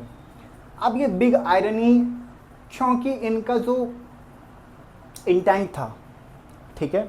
अच्छा, इसमें फॉरेन पॉलिसी में एक बड़ी चीज़ कि जहाँ पर वेस्टर्न वर्ल्ड और यूएसए इस चीज़ को बहुत प्रेज कर रहा था गोर्बाचेव की, कि how he is trying to make friendly relation with western world and USA, but यही चीज़ कहीं ना कहीं पर यूएसएसआर के अंदर बैठे हुए कुछ लोगों को खल रही थी, ठीक है। और जब घर के अंदर ही कोई आपका दुश्मन बैठा हो तो वहाँ बचना बहुत मुश्किल होता है। यही हुआ यूएसएसआर के साथ। जब आप अपने ही लोग आपको खाने लग जाएं तो आप समझ लो अब तो आपका बेड़ा गर्क होना ही होना है, ठीक है। वही यूएसएसआर के साथ हुआ, मिखाइल गोर्बाचेव के साथ हुआ। बिग आयरनी, गोर्बाचेव का इंटेंट बहुत प्यारा था, बहुत सीधा था, बहुत सरल था, ठीक है। ये वो चाहते थे कि भैया कैसे ही यूएसएसआर बच जाए, बट बचा नहीं। क्यों? पब्लिक को ओपननेस उतनी मिल गई जितना वो उस टाइम पर, मतलब एक होता है ना कि आपने किसी को उंगली पकड़ाई बट उन्होंने हाथ पकड़ के लिए बेटा आप नीचे याद अंदर आता, वो वाला काम करा, ठीक है। पेरिस्ट्रोइका रिस्ट्रक्चरिंग बहुत स्लो प्रोसेस में होनी चाहिए थी, बहुत फेजेस में होनी चाहिए थी। ऑल्दो उन्होंने बहुत स्लो करा बट वो फ्लो भी बहुत ज़्यादा फास्ट हो गया, ठीक है, जिसकी वजह से सिस्टम पूरा लड़खड़ा कर गिरने लगा, ठीक है। बिग आयरनी क्या थी कि जब यूएसएसआर के लीडर बने गोर्बाचेव तो ही डिसाइडेड कि लाइक एक बिल्डिंग है, उनको एक बिल्डिंग के अंदर काम करने का मौका मिला है, तो ही डिसाइडेड कि भाई बिल्डिंग के सिर्फ बाहर से प्रॉब्लम नहीं है, मतलब बिल्डिंग को सिर्फ ब्यूटीफाई नहीं करना है, बिल्डिंग के अंदर भी क्रैक्स हैं, बिल्डिंग के अंदर भी बहुत सारी कमियां हैं, तो ही स्टार्टेड टू वर्क, ठीक है। But the moment he decided to work, ठीक है, तो तब उनको समझ में आता है, और जो बिल्डिंग के अंदर लोग रह रहे थे वो पहले अनअवेयर थे इस चीज़ को लेकर के कि इस बिल्डिंग के अंदर एक फ्लोर के अंदर या 2 फ्लोर के अंदर क्रैक्स नहीं, ये क्रैक पूरी बिल्डिंग के पिलर में है, बेस में है, बेसमेंट में है, ठीक है। ये लोगों को तब समझ में आया जब उस बिल्डर ने काम करना स्टार्ट करा, ठीक है। तो जैसे ही इन्होंने रिफॉर्म्स करना स्टार्ट करा तब लोगों को समझ में आया कि प्रॉब्लम यूएसएसआर के अंदर नहीं, प्रॉब्लम यूएसएसआर ही है, प्रॉब्लम वो सोवियत सिस्टम ही है। लोगों को धीरे धीरे ये समझ में आने लग गया। इसकी वजह से क्या हुआ, धीरे धीरे धीरे धीरे धीरे धीरे जो सोवियत सिस्टम था उसकी पकड़ छूटने लगी यूएसएसआर के ऊपर से, और यही सब चीज़ें लीड करती हैं किसको, डिसइंटीग्रेशन ऑफ यूएसएसआर को, जो 1991 में होता है। ओके, तो गाइस हम अपने चैप्टर 1 का पार्ट 7 अब स्टार्ट करते हैं, which is disintegration of USSR. 1985 के अंदर गॉर्बेचेव इस इनिशिएटिव या इस माइंडसेट के साथ आते हैं अपने रिफॉर्म्स लेके कि वो यूएसएसआर को बचा लेंगे, ठीक है, that he will save USSR. But instead 1991 में यूएसएसआर का डिसइंटीग्रेशन हो जाता है। अब first question which came in our mind is what is disintegration, ठीक है। अब जैसे हम सबको पता है कि किसी भी वर्ड के स्टार्टिंग में अन आ जाए, डिस आ जाए, तो ये नेगेटिव वर्ड्स हैं, और ये नेगेटिव वर्ड्स, ये डिस नेगेटिव वर्ड्स अब इंटीग्रेशन में लग रहा है, विच इज़ इंटीग्रेशन का मतलब होता है किसी भी चीज़ का मिलना या फिर उसका इकट्ठा होना। डिस इसके आगे लग गया, इसका मतलब इसका ब्रेकअप होना या टूटना या फ्रेगमेंटेशन का मतलब टूटना बेसिकली। तो डिसइंटीग्रेशन ऑफ यूएसएसआर मतलब यूएसएसआर का टूटना, and we all know USSR was a not federation, was an group of republics, ठीक है। अच्छा, तो अब ये यूएसएसआर के अंदर जो रिपब्लिक्स थे which were like Russia, Ukraine, Belarus, Lithuania, Latvia, Estonia etcetera, और भी बहुत सारे इसके अंदर रिपब्लिक्स थे। ओके, अब जब हम देखते हैं कि रिफॉर्म्स जब लेके आते हैं ये 1985 के अंदर गॉर्बेचेव, तो जिसमें हमने देखा पेरेस्ट्रॉइका था, ग्लासनोस्ट था, फॉरेन पॉलिसी थी इनकी। तो इन सब इनिशिएटिव्स या फिर इन सब रिफॉर्म्स की वजह से क्या होता है, जो लोग थे इन रिपब्लिक के, उनको ये फील होता है कि why can't we decide our own future, ठीक है। लाइक यूएसएसआर की जो हेड है वो कौन होते हैं हमारा फ्यूचर डिसाइड करने के लिए। तो दे ट्राई कि हम इंडिपेंडेंस ले लें और हम अपने सारे डिसीजंस खुद अपने हाथों में लेकर के खुद अपना फ्यूचर डिसाइड करें। अब होता क्या है कि ये डोमिनो इफेक्ट काम करता है यहाँ पर। क्लास के अंदर सब मतलब एक बच्चा अगर लेट सपोज क्लास के अंदर 30 की स्ट्रेंथ है, ठीक है, 30 की स्ट्रेंथ है, एक बच्चा अगर बदमाशी कर रहा है तो teacher will punish him somehow, ठीक है। 2 कर रहे हैं तो he will also punish him, 3 कर रहे हैं तो पनिश हिम। बट जैसे जैसे ये काउंटिंग बढ़ती चली जाएगी कि 4 से 5, 5 से 10, 10 से 15, तो डोमिनो इफेक्ट, एक को देख करके दूसरा भी चिल्ला रहा है, फिर तीसरा भी चिल्ला रहा है, ये वाली चीज़ें, ठीक है। तो अब इसकी वजह से क्या होगा कि एक इंस्टेंस पर जा करके टीचर थक जाएगा। अब कितनों को मारेगा वो, कितनों को पनिश करेगा वो, तो he will try some another या सम अदर मेथड। हाँ, ऐसा ही हुआ यूएसएसआर के साथ। स्टार्टिंग एक ने करी, फिर धीरे धीरे उसके पीछे सब आने लग गए, सारी कंट्रीज आने लग गई कि भैया हमको भी चाहिए आज़ादी, हम लेंगे टाइप्स, ठीक है। तो हर कंट्री बोलने लगे कि भाई हम अपना फ्यूचर खुद डिसाइड करेंगे। Got it. तो इसकी वजह से क्या होता है कि जो यूएसएसआर है या फिर जो गॉर्बेचेव थे, वो इस पूरी कंडीशन को संभाल नहीं पाते, कंट्रोल नहीं कर पाते, क्योंकि एक कोई कंट्री कर रही होती तो he will try to repress them, but यहाँ तो सब कंट्री एक के बाद एक करने लग गई, ठीक है। अब इसका जो लास्ट, जो कफिन के अंदर जो लास्ट नेल था, वो ये बोरिस येल्सिन करते हैं, ठीक है, वो ही ठोकते हैं उसको। कैसे भाई, हम देखते हैं कि भाई गॉर्बेचेव विच वर लाइक कि भाई वो तो बिल्कुल लैम्प होल्डर थे कि जी हमको तो बिल्कुल अब रिफॉर्म करने हैं यूएसएसआर के अंदर। बट डिड यू नो कि भाई वो why did he want to transform USSR? आपको कभी ये लगा कि वो उन्होंने क्यों रिफॉर्म्स लाने की कोशिश करी यूएसएसआर के अंदर? क्या वो रियलिटी में चाहते थे कि रसिया के अंदर कम्युनिस्ट रिजीम से चेंज होकर के कोई कैपिटलिस्ट रिजीम आ जाए? क्या वो रियलिटी में चाहते थे कि ट्रांसपेरेंसी बढ़े? नहीं चाहते थे वो। तो चाहते क्या थे वो चाहते थे कि यूएसएसआर समहाउ बच जाए। ठीक है, for that matter he initiated reforms. Done. ठीक है, अब जब वो ये रिफॉर्म्स इनिशिएट करते हैं तो हमने इसके बाद पूरा पंगा पढ़ा कि कैसे उसकी वजह से एक डोमिनो इफेक्ट क्रिएट हुआ कि सारी कंट्रीज आकर के इंडिपेंडेंस मांगने लग जाती हैं। वो सबने पढ़ा कि धीरे धीरे सारी कंट्रीज वोकल हो जाती हैं इंडिपेंडेंस के लिए, अपना फ्यूचर खुद डिसाइड करने के लिए। ठीक है, अब येल्त्सिन का क्या था, वेयर गॉर्बाचेव वाज डिमांडिंग यूएसएसआर का को सेव करना, वहीं पर येल्त्सिन बोल रहे हैं कि हमको रशियन फेडरेशन का इंडिपेंडेंस चाहिए। ठीक है, येल्त्सिन बोल रहे हैं कि हमको रशियन फेडरेशन क्या चाहिए, इंडिपेंडेंट चाहिए। और वो हमको क्या चाहिए, एक कैपिटल मार्केट चाहिए। ठीक है, जहाँ पर हर कोई अपनी चीज़ें अपने हिसाब से कर पाए, गवर्नमेंट का इतना भी कंट्रोल ना हो। डन हो गया?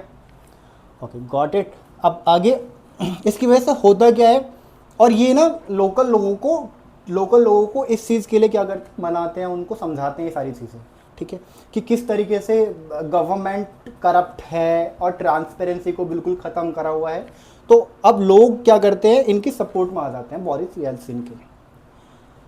अब यही सब चीज़ें गोर्बाचेव देख रहे हैं। ठीक है, अब जब गोर्बाचेव ये सब चीज़ें देख रहे हैं, अब उनको दिखता है कि अब भाई बोरिस येल्त्सिन का तो अब इन्फ्लुएंस बढ़ रहा है, तो he will coup Boris Yeltsin. ठीक है, which is trying to independent Russian federation, जो कि आज़ादी डिमांड कर रहे थे, किसकी, रशियन फेडरेशन की इंडिपेंडेंस को डिमांड कर रहे थे। अगस्त को करते हैं गोर्बाचेव, पर लोकल्स की हेल्प के साथ, लोकल्स की एक मिलिट्री फॉर्म करके क्या करते हैं, जो येल्त्सिन है वो अगस्त को क्या कर देते हैं, फेल कर देते हैं। अगस्त को वो फेल कर देते हैं और इनको मूंगी खानी पड़ती है, और वहाँ से डिसाइड हो जाता है कि भैया अब तो यूएसएसआर नहीं बचने का, क्योंकि जो मेन लीडर था वो, अब दोनों मेन लीडर, ये रशियन फेडरेशन और ये यूएसएसआर, और जब अब यही गए तो अब बचे कौन, ये। तो इसका मतलब अब जब यूएसएसआर का जो मेन पार्ट था वही अलग हो गया, तो अब क्या बचा, गोर्बाचेव। अब गोर्बाचेव रूल किस पे करेंगे, तो बाकी पहले से ही इंडिपेंडेंस का डिमांड कर रहे हैं, इंडिपेंडेंस की, और जो मेन पार्टी थी वो भी हट गई इंडिपेंडेंट बोल करके कि भैया वहाँ के लोग भी सपोर्ट कर रहे हैं। तो इसकी वजह से क्या होता है, 1991 के अंदर फाइनल ब्रेकअप हो जाता है, किसका, डिसइंटीग्रेशन हो जाती है, किसकी, यूएसएसआर की। Got it. अब आगे उसके बाद 15 न्यू कंट्रीज क्या होती है, फॉर्म होती है, इंक्लूडिंग रशियन फेडरेशन। ओके, और रशियन फेडरेशन के फर्स्ट प्रेसिडेंट बनते हैं कौन, बोरिस येल्त्सिन। डन है? ओके, अब एक क्वेश्चन आता है, हमारे सामने आता है कि why this event is so important. भाई ये हम इतना सब कुछ पढ़ते हुए आ रहे हैं, USSR USSR USSR USSR, bipolarity, cold war, क्या ये इसका इतना रोल क्या है, इतना इसका इंपॉर्टेंस क्या है वर्ल्ड पॉलिटिक्स के अंदर। वर्ल्ड पॉलिटिक्स के अंदर इस पूरे इवेंट का इंपॉर्टेंस ये है कि इस जस्ट इवेंट के बाद क्या होता है, पहली बात, बायपोलैरिटी का खात्मा, बायपोलैरिटी एंड हो जाती है। ठीक है, एक पार्टी ही नहीं बची, दो लोगों के बीच में लड़ाई हो रही है, ए और बी के अंदर खूब लड़ाई हो रही है। अब भैया ए भग गया, समहाउ मर गया, कुछ भी हो गया, उसकी बीवी से चांटा मार के ले गई, तो अब बचा कौन, बी। गेम खेले हैं, वीडियो गेम, ए का कंट्रोलर खराब हो गया, बचा कौन, बी। अब बी तो ऑब्वियसली विनर ही हो गया ना। ठीक है, तो इसके बाद क्या होता है, बायपोलैरिटी खत्म हो जाती है, कोल्ड वॉर जो दोनों आपस में कॉम्पीट कर रहे थे, यूएसएस और यूएसए, वो खत्म हो जाता है, वो वाला फेज खत्म हो जाता है, और क्या होता है, एक नया फेज स्टार्ट होता है, इसको हम क्या बोलते हैं, यूएसए की हेजेमनी। ठीक है, पूरे वर्ल्ड के अंदर यूएसएसए का दबदबा स्टार्ट हो जाता है, किसके बाद, यूएसएसआर के डिसइंटीग्रेशन के बाद। डन है? अब इसके बाद हम अगले पार्ट में पढ़ेंगे, इसके आगे का जो चैप्टर है वो। चलिए,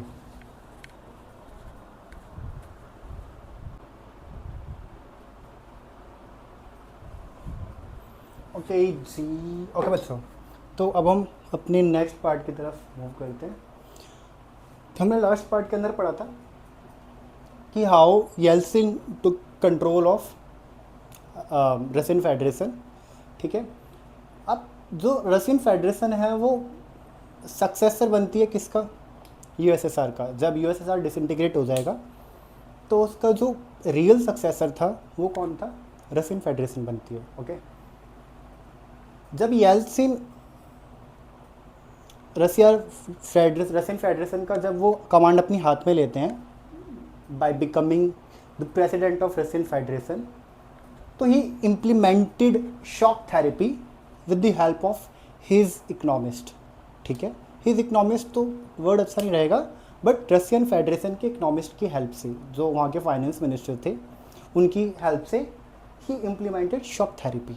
अब शॉक थेरेपी जितना सुनने में कॉम्प्लिकेटेड लगता है उतना ये कॉम्प्लिकेटेड काइंड ऑफ है भी नहीं, बट है भी। डन। शॉक थेरेपी के अंदर जब भी आप फर्स्ट वर्ड सुनते हो शॉक, शॉक का मतलब क्या होता है कि झटका लग जाना किसी को। अब शॉक का मतलब करंट लग जाना, एकदम से कोई एक चीज़ बहुत ज़्यादा पैनिक में होना या बहुत ज़्यादा जल्दबाजी में होना, ये शॉक से हमको ये समझ में आता है। जैसे करंट लगता है तो ऐसा थोड़ी ना धीरे धीरे लगता है कि थोड़ा थोड़ा आ रहा है, थोड़ा थोड़ा नहीं, एक बार पकड़ा बिजली में तो एक बार में झटक जाओगे पूरा, ठीक है। तो ऐसे शॉक थेरेपी के अंदर भी क्या हुआ कि एकदम एग्रेसिवली, बहुत तेज़ी से क्या होना, थेरेपी का मतलब किसी चीज़ को ठीक करना। तो शॉक थेरेपी का इस कंक्लूजन से, इस पूरे वर्ड से आप क्या समझोगे, किसी भी ट्रांसफॉर्मेशन को, किसी भी एक चेंज को बहुत एग्रेसिवली, बहुत तेज़ी से लेके आना, यही क्या था, शॉक थेरेपी था। लाइक जब हम किसी को थेरेपी देते हैं या फिर जब हम किसी को ट्रीट करते हैं, लेट सपोज अगर हम बात कर रहे हैं आपका आयुर्वेदिक डॉक्टर की, तो वो क्या करता है, वो आपको पूरा एक मेडिसिनल कोर्स देता है कि आपको 5 महीने 6 महीने मेडिसिन खानी है।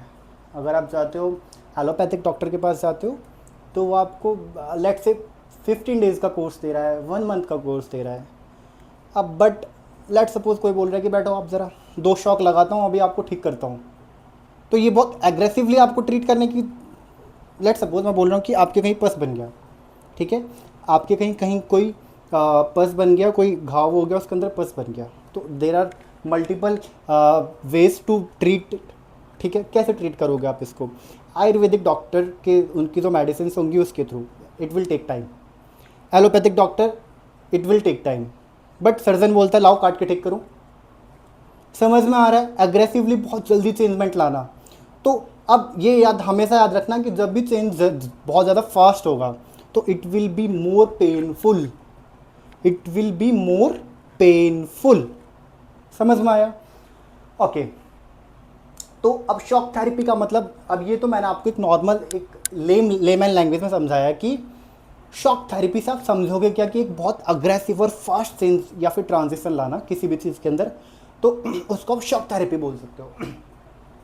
लेकिन जब हम बात करते हैं किसके कॉन्टेक्स्ट में, यूएसएसआर के कॉन्टेक्स्ट में, तो यूएसएसआर तो ख़त्म हो गया, अब बचा क्या, रशियन फेडरेशन। अब रशियन फेडरेशन के अंदर क्या आएगा, शॉक थेरेपी आएगी। वो कौन लेके आते हैं, येल्सिन लेके आते हैं, ठीक है, अपने फाइनेंस मिनिस्टर की हेल्प से। अभी शॉक थेरेपी के अंदर वो क्या बोलते हैं कि हम ट्रांसफॉर्मेशन या ट्रांजिशन लाएंगे किससे, एक सोशलिस्ट इकोनॉमी से एक मार्केट इकोनॉमी के अंदर। अब जो ट्रांजिशन या फिर जो, जैसे हमने बात करा था, जब गॉर्बेचेव जब ट्रांसफॉर्मेशन, जब वो हमने देखा था कि जब वो ट्रांसफॉर्मेशन जब उन्होंने करना स्टार्ट करा था, वो अपने क्या लेके आते हैं, जब वो अपने ये पेरेस्ट्रॉइका, ग्लासनोस्ट जब ये लेके आते हैं, रिफॉर्म्स लेके आते हैं, तो हमने देखा था कि ही इनिशिएटेड रिफॉर्म्स, और वो बहुत धीरे धीरे ही प्रोग्रेस कर रहे थे, बट फिर भी वो फंसे। क्यों, क्योंकि पहले से ही बिल्डिंग का बेस कमज़ोर हो रखा था। अब इन्होंने गलती क्या करी, येल्सिन ने, इन्होंने बहुत फास्ट और रिगरस चेंज करने की कोशिश करी कि जल्दी से झटके में चेंज कर दूंगा, ठीक है, जो इनके ऊपर उल्टा पड़ा, ठीक है, इनके ऊपर तो नहीं, रशिया के ऊपर उल्टा पड़ा। देखते हैं हम कैसे, ठीक है। शॉक थेरेपी का मतलब समझ में आया आपको, शॉक थेरेपी का मतलब होता है बहुत ज़्यादा फास्ट चेंजमेंट लाना इकोनॉमी के अंदर, किससे, किसमें, सोशलिस्ट इकोनॉमी से एक कैपिटलिस्ट इकोनॉमी के अंदर या मार्केट इकोनॉमी के अंदर। डेनेसी गॉट इट, ओके। अब इसके मेन फीचर्स क्या थे, इसके मेन फीचर्स थे, फर्स्ट प्राइवेटाइजेशन। प्राइवेट समझते हो, प्राइवेट सुना होगा ना, private school, private institutions, private companies. तो मैं आपसे बोलता हूँ कि एक पब्लिक ओन्ड कंपनी और एक प्राइवेट कंपनी में डिफरेंस क्या होता है। एक पब्लिक ओन्ड कंपनी के अंदर और एक प्राइवेट इंस्टीट्यूशन के अंदर एक बेसिक डिफरेंस क्या होता है, सोचो आप। ठीक है, सोच लिया? अगर सोच लिया हो तो आप सोचो, पॉज कर दो वीडियो, वरना आप दोबारा से प्ले करो, मैं बताता हूँ। देखो, एक प्राइवेट इंस्टीट्यूशन जो होता है उसके जो भी ऑनरशिप, जो राइट्स होते हैं वो किसी एक बंदे या किसी एक ऑर्गेनाइजेशन के पास होते हैं। ठीक है, किसी ग्रुप के पास होंगे। बट जब पब्लिक होगा, कोई भी जब इंस्टीट्यूशन पब्लिक होगा तो उसके सारे ऑनरशिप राइट्स किसके पास होंगे? उसके सारे ऑनरशिप राइट्स किसके पास होंगे? गवर्नमेंट के पास होंगे। गवर्नमेंट ही उसकी सारी होल्डिंग्स को मैनेज करती होगी। ठीक है, सारे उसकी वर्क को कौन इनिशिएट या मैनेज करती है? गवर्नमेंट करती है। तो अब हमने पढ़ा कि सोशलिस्ट इकोनॉमी के अंदर विच वो यूएसएसआर, रसिया भी उसका पार्ट था, तो यूएस रसिया भी क्या होगा? ऑब्वियस सी बात है, सोशलिस्ट इकोनॉमी था 1991 से पहले।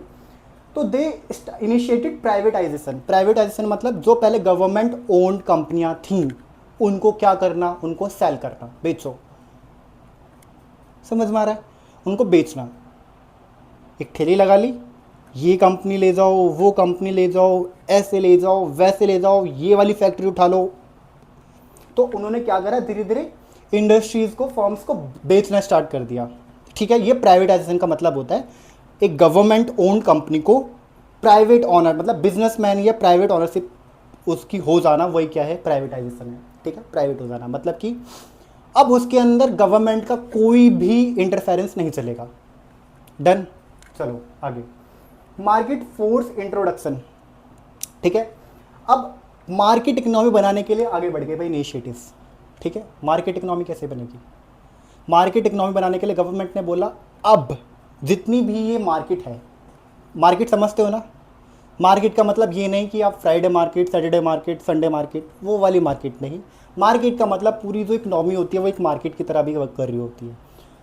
अब ये इकोनॉमिक्स के जो मेरे बच्चे होंगे वो जानते होंगे कि इकोनॉमिक्स के अंदर हम पढ़ते हैं कि भाई एक किसी भी कंट्री के अंदर जो इकोनॉमी वर्क कर रही होती है वो डिमांड और सप्लाई की हेल्प से वहाँ पर प्राइस कुछ क्या होते हैं? कुछ सेट हो रहे होते हैं।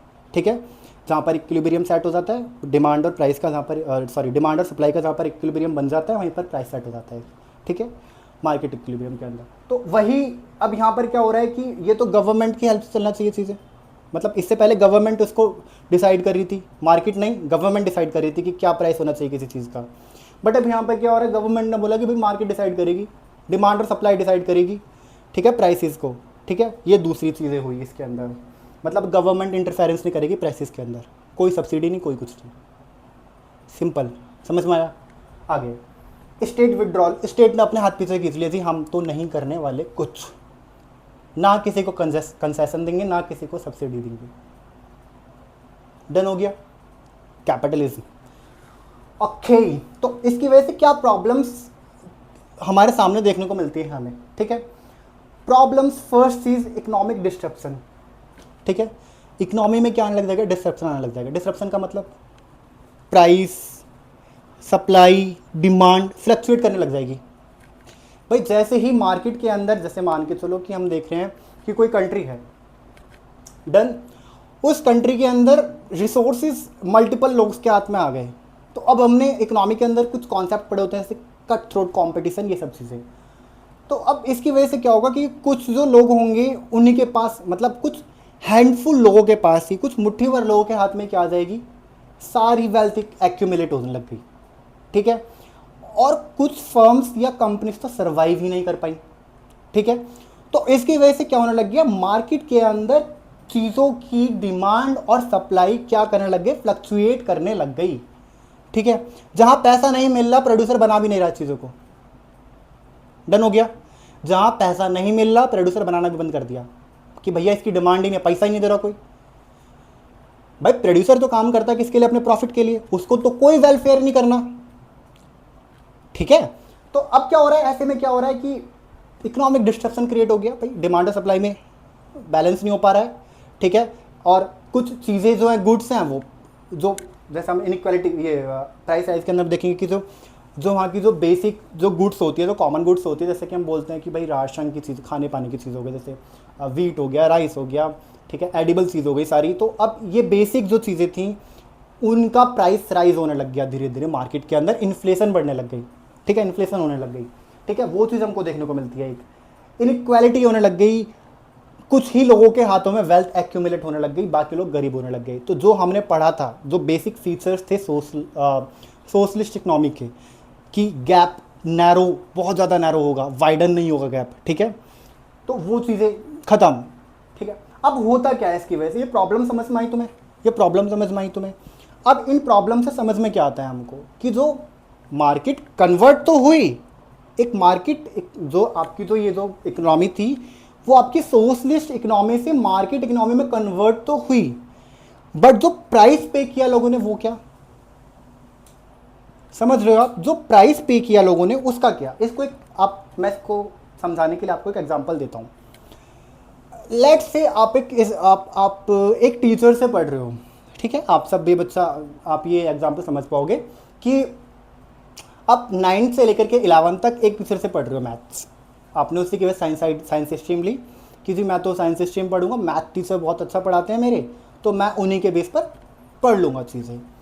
मैं 12th के बोर्ड आते ही आपसे वो टीचर हटा लूँ, छीन लूँ कि नहीं जी आप खुद पढ़ो, खुद करो, खुद से पढ़ो, नहीं बता रहा कोई कुछ, क्या होगा आपका हाल।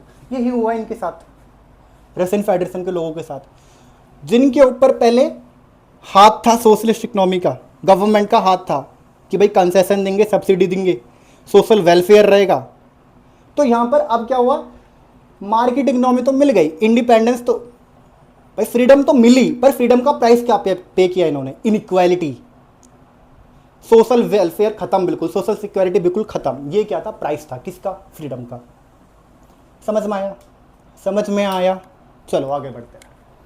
अब इसकी वजह से आउटकम्स क्या होते हैं जी, मार्केट इकोनॉमी तो बन जाती है, बहुत बढ़िया, मार्केट इकोनॉमी बन गई, मजा आ गया, बट प्राइस क्या पे किया, सोशल सेफ्टी वीक। पहले बेसिक जो चीज़ें मिल रही थी कि भैया एजुकेशन में किसी को कोई कमी नहीं है, हेल्थ में किसी को कोई कमी नहीं है, सबके पास एम्प्लॉयमेंट है, वो ही बेसिक चीज़ें खत्म, सबका डब्बा दार बैठ गया। इकोनॉमिक इनस्टेबिलिटी, इन्फ्लेशन बढ़ती ही जा रही है। भाई पहला हमने पढ़ा था कि भाई इन्फ्लेशन नहीं थी, ये था कि जो बेसिक इंफ्रास्ट्रक्चर थी उसकी कमी होने लग गई थी, बट इन्फ्लेशन नहीं था, हमने ये सब चीज़ें पढ़ी हैं। लास्ट में क्या लिखा, इनइक्वालिटी इंक्रीज। तो ये प्राइस पे किया रशियन फेडरेशन के लोगों ने, किसके लिए, इसके लिए। डन हो रहा है, समझ आ रहा है। चलो अब इसकी बात हम समझते हैं। हाँ, इसके बाद क्या होता है, ग्लोबल हेल्प दी जाती है किसको, रसिया को, रशियन फेडरेशन को ग्लोबल हेल्प दी जाती है। कौन देता है, आईएमएफ देता है। कौन देता है, वर्ल्ड बैंक देता है। बट क्या इससे सिचुएशन कंट्रोल होती है, नहीं जी, कोई सिचुएशन कंट्रोल नहीं होती, कोई पेन कम नहीं होता। समझ आ रहा है। अब एक बात बताओ आप, हमने पूरा रसिया वाला ये पार्ट पढ़ा, यूएसएसआर वाला हमने ये पूरा पार्ट पढ़ा, क्या आपको लगा कि रसिया या फिर जो यूएसएसआर है उसका सिर्फ इन्फ्लुएंस सिर्फ इकोनॉमी के बेस पर था, सिर्फ पैसों के मामले में था? आपको ऐसा कहीं पर भी लगा कि बस पैसों में ही बोलबाला था, बाकी किसी चीज़ में तो बोलबाला था ही नहीं यूएसएसआर का? नहीं, यूएसएसआर को हम देखते हैं कि वो एक बहुत, उसका पॉलिटिकल इन्फ्लुएंस भी था, जो पूरी 14-15 कंट्रीज़ को अपने साथ लेकर के कंट्री चल रही है, उसने पूरा एक फेडरेशन बना रखा है। तो आप उसको कैसे समझ सकते हो, उसने पूरी ऑर्गेनाइजेशन बना रखी है, ठीक है, जिसने वॉर्सा पैक्ट जैसा एक बहुत तगड़ा एग्रीमेंट बना रखा है। आप उसकी पॉलिटिकल इन्फ्लुएंस को कैसे क्वेश्चन कर सकते हो, या उसके आप पॉलिटिकल इन्फ्लुएंस को कैसे नज़रअंदाज कर सकते हो? तो यूएसएसआर के डिसइंटीग्रेशन के बाद क्या सिर्फ इकोनॉमिकल चेंजमेंट आए थे? नहीं, क्या चेंजमेंट और आएंगे, पॉलिटिकल चेंजेस भी आएंगे। क्या आएंगे, कुछ पॉलिटिकल चेंजेस भी आएंगे। वर्ल्ड पॉलिटिक्स के अंदर कैसे पूरा ही ट्रांजिशन आ जाता है, जो पहले वर्ल्ड बायपोलर था वो कन्वर्ट हो जाता है यूएसए की हेजीमनी के अंदर। यूएसए एक डोमिनेंट सुपर पावर की तरह उभर कर आती है, ठीक है। ये सब हम चीज़ें पढ़ेंगे अगले पार्ट के अंदर। चलो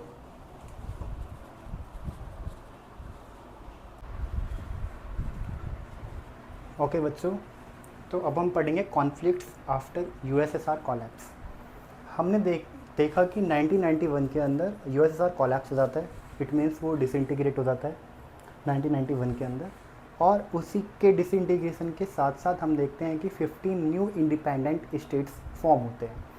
जैसे कि हमने देखा था कि भाई लिथुआनिया था, ठीक है, यूक्रेन, बेलारूस, ऐसा हमने बहुत सारे स्टेट्स देखे थे, जिसमें से एक खुद रसिया भी था, ठीक है। अब वो बोल रहे हैं कि रसिया की यूएसएसआर के डिसइंटीग्रेशन या फिर कोलैप्स के बाद क्या वर्ल्ड किस टाइप का दिखता था। तो पहली बात हम देखते हैं कि जैसे यूएसएसआर का कोलैप्स होता है तो उसी के साथ बाइपोलर वर्ल्ड ख़त्म हो जाएगा। हमको क्या देखने को मिलेगा, यूनिपोलर वर्ल्ड, जिसके अंदर हम देखते हैं कि यूएसए की बहुत ज़्यादा हेजेमनी या फिर उसका वर्चस्व देखने को मिलता है।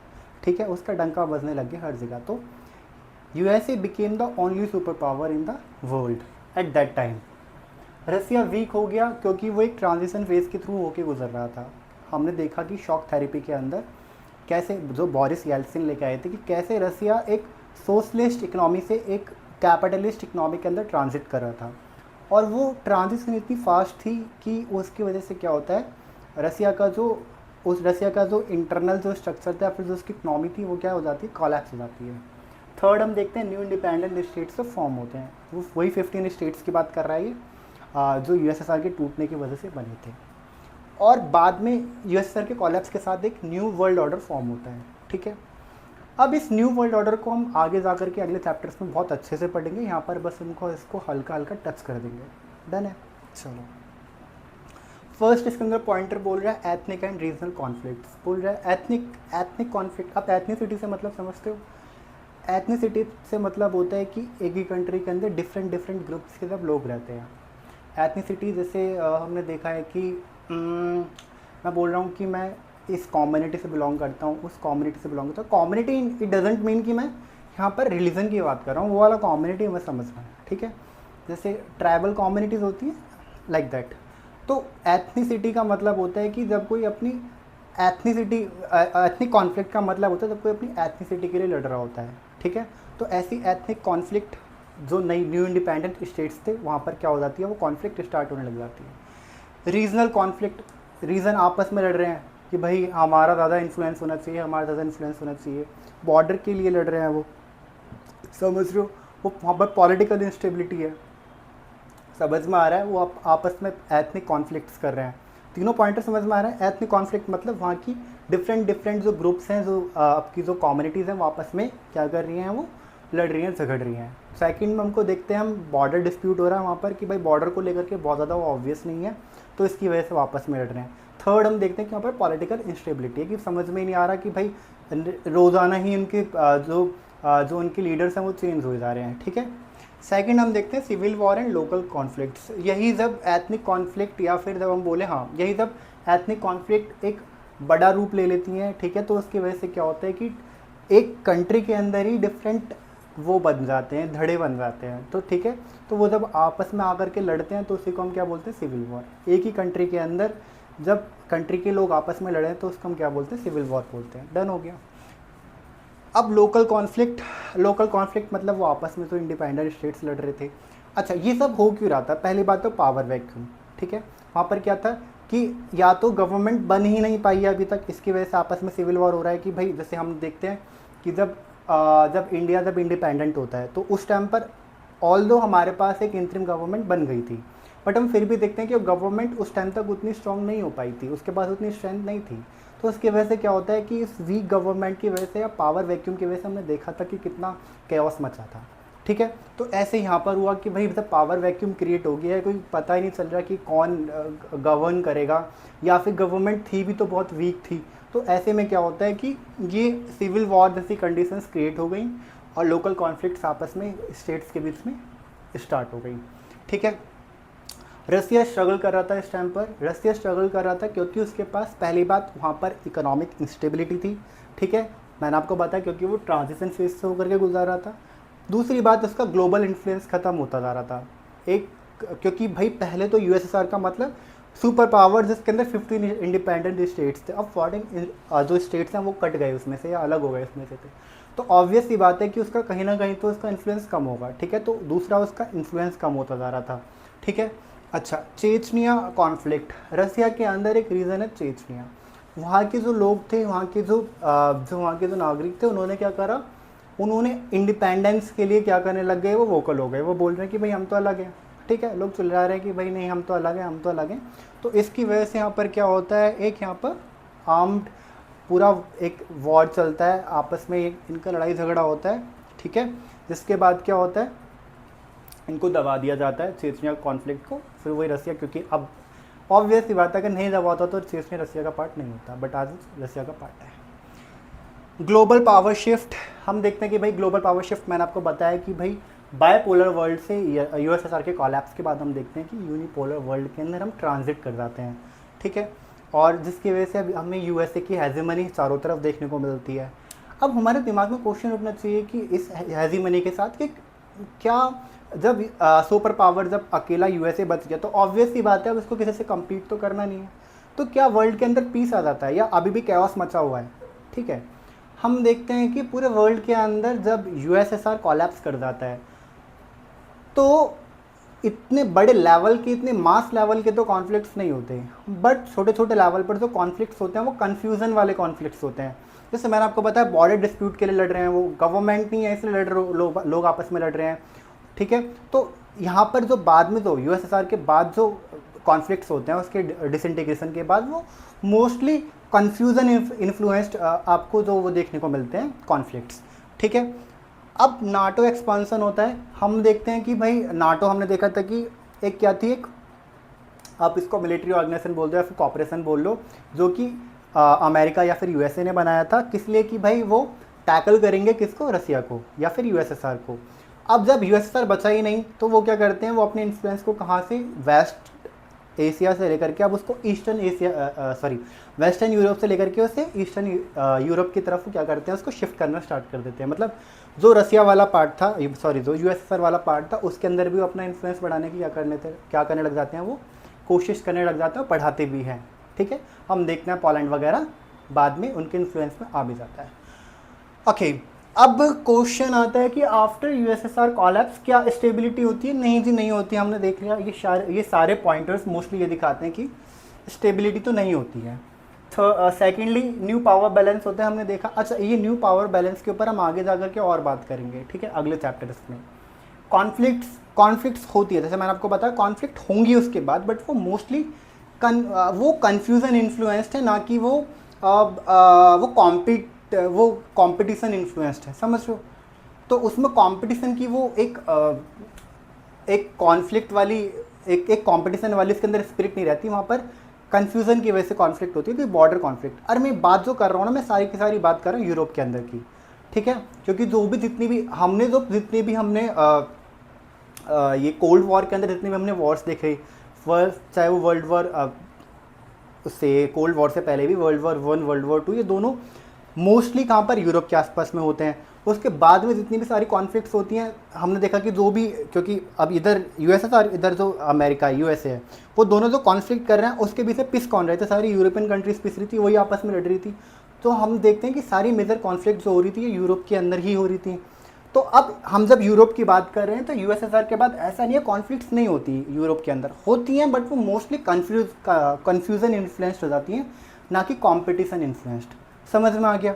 चलिए, अब इसके अंदर हम अगला चैप्टर, जब हम अगला टॉपिक पढ़ेंगे इंडिया और रसिया के रिलेशंस, ठीक है, उसके बाद हम चैप्टर ख़त्म करते हैं।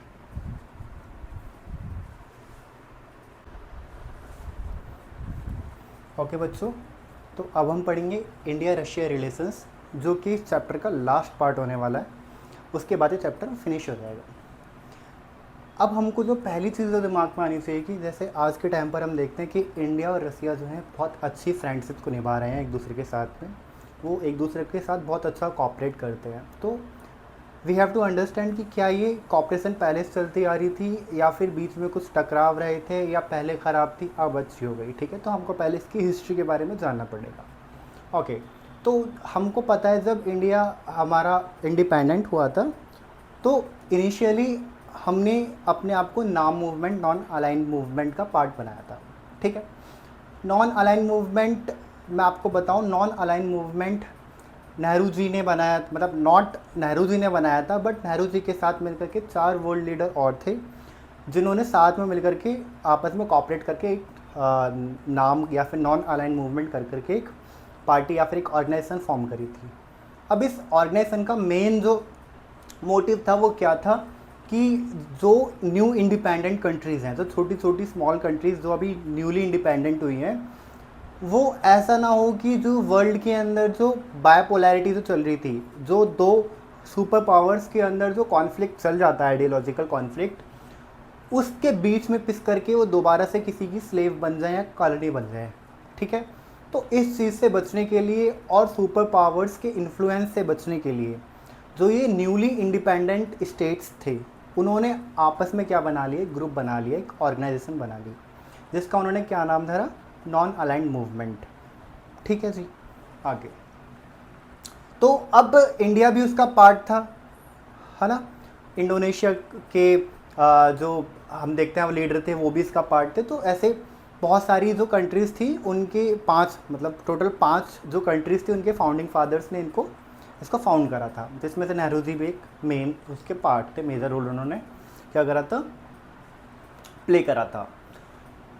अब ये बात आती है कि जब नॉन अलाइन मूवमेंट का इंडिया पार्ट था, तो क्या वो उसके रिलेशंस यूएसए या फिर रसिया से ख़राब थे? नहीं जी। इंडिया के रिलेशंस इवन दो दोनों से ही इंडिया दोनों ही सुपर पावर्स से एक बैलेंस मेंटेन करके चलता था कि कल को अगर ये वाली सुपर पावर अगर हमको कहीं ना कहीं हमको दबाने की कोशिश करती है, हमारे ऊपर अपने डिसीजंस को प्रेशराइज करने की कोशिश करती है, थोपने की कोशिश करती है, तो वी हैव अदर ऑप्शन जिसके बेस पर हम न्यूट्रलाइज कर पाए दोनों को, ठीक है। तो इंडिया अपने रिलेशंस दोनों से ही क्या रखती थी, एक लीनियर या फिर एक नॉर्मल रिलेशंस रखती थी, एक फ्रेंडली रिलेशन रखती थी दोनों ही सुपर पावर्स के साथ, ठीक है। बट अगर हम फिर भी देखें तो इंडिया के जो रिलेशंस थे वो रसिया से ज़्यादा फ्रेंडली थे इन कंपैरिजन विद यूएसए। रसिया ना बोलना ठीक रहेगा, यूएसएसआर, ठीक है, यूएसएसआर के टूटने से पहले। तो अब क्या क्या था, जैसे एक फर्स्ट इसमें पॉइंटर है डिफेंस कॉपरेशन की। जो रसिया और इंडिया है उसने क्या करा, कॉपरेट करा किसके फील्ड में, डिफेंस की फील्ड में। डिफेंस की फील्ड में मतलब जैसे इक्विपमेंट हो गए, मिसाइल्स हो गई, ठीक है, जितने मिलिट्री इक्विपमेंट्स हो गए, तो उस सब में क्या करा, रसिया ने हेल्प करी, किसको हेल्प करी, इंडिया को, उसको मिसाइल्स प्रोवाइड कराना, टैंक्स प्रोवाइड कराना, ठीक है, और आर्मी इक्विपमेंट्स में गन्स वगैरह प्रोवाइड कराना, ठीक है। तो उस सब के लिए क्या करा, रसिया ने इंडिया को हेल्प करा। और एक टाइम पर जब हम देखते हैं कि जब हम इंडियन मिलिट्री को देखते थे या फिर जब हम इंडियन आर्मी को देखते थे, तो जब हम उसकी मिलिट्री पावर या फिर जब हम उसकी डिफेंस को देखते थे तो हमको समझ में आ जाता था कि ये रसिया से बहुत ज़्यादा इन्फ्लुएंस्ड एक मिलिट्री सिस्टम या फिर एक डिफेंस सिस्टम हम देख रहे हैं, ठीक है। सेकंड है एनर्जी की फील्ड में भी रसिया ने इंडिया को बहुत ज़्यादा प्रमोट किया है, या फिर हम कह सकते हैं कॉपरेट किया है दोनों ने एक साथ मिलकर के। इवन दो रसिया के पास नेचुरल रिसोर्सेज, जैसे हम ऑयल की बात करते हैं, नेचुरल गैस की बात करते हैं, तो ऐसे नेचुरल रिसोर्सेज रसिया के पास बहुत ज़्यादा है, ठीक है। तो एक तो वो दे करके, वो सप्लाई कर करके, वो ट्रेड कर करके कॉपरेट किया, ना ही सिर्फ ट्रेड करके कॉपरेट किया, इवन दो रसिया ने इंडिया के अंदर बहुत सारे प्लांट्स वगैरह के अंदर भी कॉपरेट किया उनको स्टैब्लिश करने में, वो भी हम देखते हैं, ठीक है। ओके, उसको भी हम एनालिसिस हमने देखा था कि भाई उन्होंने रसिया ने इंडिया के अंदर बहुत मतलब कुछ स्टील प्लांट्स हो गए, ठीक है, ऐसे कुछ हमारी जो इंडस्ट्रीज थी उनको भी स्टैब्लिश करने में हेल्प करी थी। स्पेस कॉपरेशन के अंदर हमको स्पेस टेक्नोलॉजी देने में तो नहीं बोलूँगा, बट उसको डेवलप करने में रसिया ने इंडिया की क्या करी थी, हेल्प करी थी, ठीक है।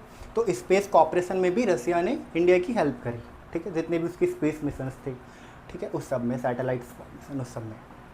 न्यूक्लियर एनर्जी, इंडिया का जो पीसफुल जो न्यूक्लियर प्रोग्राम था, जो प्रोग्राम था उसके अंदर रसिया ने क्या करा था, इंडिया को हेल्प किया, कॉपरेट किया, और जिसकी वजह से इंडिया आज के टाइम पर क्या है, न्यूक्लियर पावर है। Done, okay. International support, UN के अंदर भी हम देखते हैं कि इंडिया और रसिया एक दूसरे को आपस में क्या करते हैं, कॉपरेट करते हैं, सपोर्ट करते हैं डिफरेंट मैटर्स पर। जैसे कि अभी हमने देखा था कि भाई यूक्रेन और रसिया वाला वॉर वाला वो पूरा मैटर चल रहा था, तो हमने उसमें भी देखा था कि रसिया को, जब रसिया के मोस्टली कंट्रीज़ अगेंस्ट थे, या फिर बोलूँ कि मैं मेजरली कंट्रीज़ रसिया के अगेंस्ट थे, तब कुछ न्यूमरस या फिर कुछ बहुत ज़्यादा फ्यू कंट्रीज़ ने ही रसिया को सपोर्ट किया था, जिसमें से एक इंडिया भी था, जिससे हमको ये पता लगता है कि India is very close to Russia, या फिर उसके बहुत ज़्यादा क्लोज रिलेशन है रसिया के साथ, ठीक है। अब 1990 के आसपास 1991 में रसिया क्या यूएसएसआर क्या हो जाता है, डिसइंटीग्रेट हो जाता है। तो क्या उसके बाद भी जिसके पास वो सारी जिम्मेदारियां आती हैं विच इज़ रसिया, तो क्या उसके भी रिलेशंस वैसे ही रहेंगे इंडिया के साथ या फिर नहीं? तो हम देखते हैं कि रसिया भी इंडिया के साथ वही सेम इंटैक्ट रिलेशंस मेंटेन करके रखता है जो पहले कभी यूएसएसआर ने मेंटेन करे हुए थे, ठीक है। ये हम सारी चीज़ें देखते हैं। तो इससे अच्छा, अब ये क्वेश्चंस, ये पूरा हमारा पार्ट क्लियर हो गया है। अब हमको ये देखना पड़ेगा कि हम दोनों के एस्पेक्ट में देखेंगे, दोनों के माइंडसेट से देखेंगे कि why they both need each other, why they both need each other. पहले हम देखते हैं कि why India need Russia, India को रशिया की नीड क्यों है। ऑब्वियस सी बात है, डिफेंस के लिए, एनर्जी के लिए, ठीक है, इंटरनेशनल सपोर्ट के लिए, इन्फ्लुएंस के लिए, ठीक है, और स्पेस टेक्नोलॉजी को डेवलप करने के लिए। तो इन सब चीज़ों के लिए इंडिया को किसकी ज़रूरत थी? रसिया की ज़रूरत थी। अब हम देखेंगे कि रसिया को किस लिए ज़रूरत थी, रसिया को इंडिया की ज़रूरत क्यों होगी। देखो, एक तो मेन जो इसमें पॉइंटर आएगा वो आएगा इंटरनेशनल सपोर्ट के लिए। क्या होगा? इंटरनेशनल सपोर्ट के लिए, और आपका साउथ एशिया के अंदर अपने इन्फ्लुएंस को बढ़ाने के लिए, ठीक है जी, साउथ एशिया के अंदर अपने इन्फ्लुएंस को बढ़ाने के लिए। क्योंकि अब रसिया को भी पता है कि भाई यूएसए का इन्फ्लुएंस तो पूरे वर्ल्ड के अंदर है, और हमको ये पता है कि जो एक क्राउन पोजीशन इंडिया ले बैठा है वो बहुत ज़्यादा कनेक्ट करता है, मतलब वो एक बहुत ज़्यादा इंपॉर्टेंट या फिर की पोजीशन है। क्योंकि यहाँ पर आप देखते हो कि यहाँ पर हमने देखा कि अरेबियन सी है, यहाँ पर बे ऑफ बंगाल है, और ये पूरा हम देखते हैं कि ये इंडियन ओशियन है, ठीक है।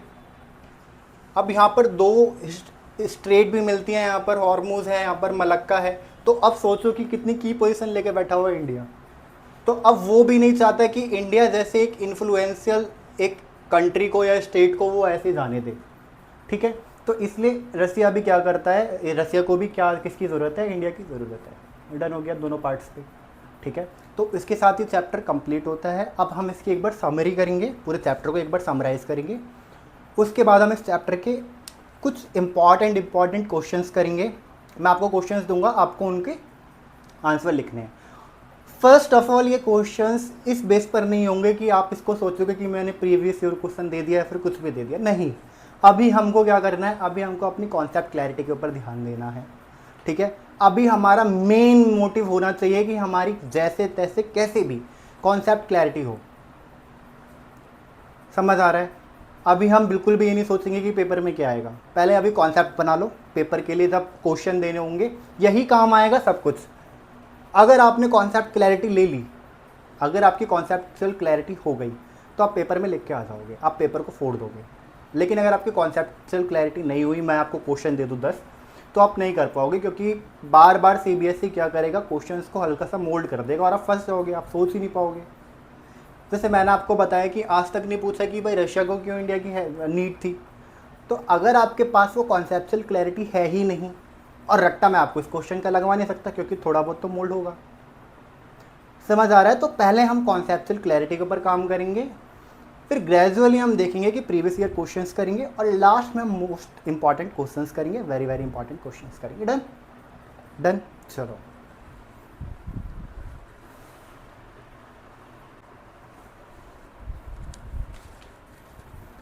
ओके बच्चों, तो अब मैं पहले समराइज़ कर देता हूँ इस पूरे टॉपिक को कि कैसे हमने इस पूरे चैप्टर को पढ़ा और किस तरीके से हम इसको हमने लाइन बाय लाइन या फिर हम किस तरीके से क्रोनोलॉजिकली इस चैप्टर को मेमोराइज़ कर सकते हैं। फर्स्ट ऑफ ऑल आपको याद रखना है वर्ल्ड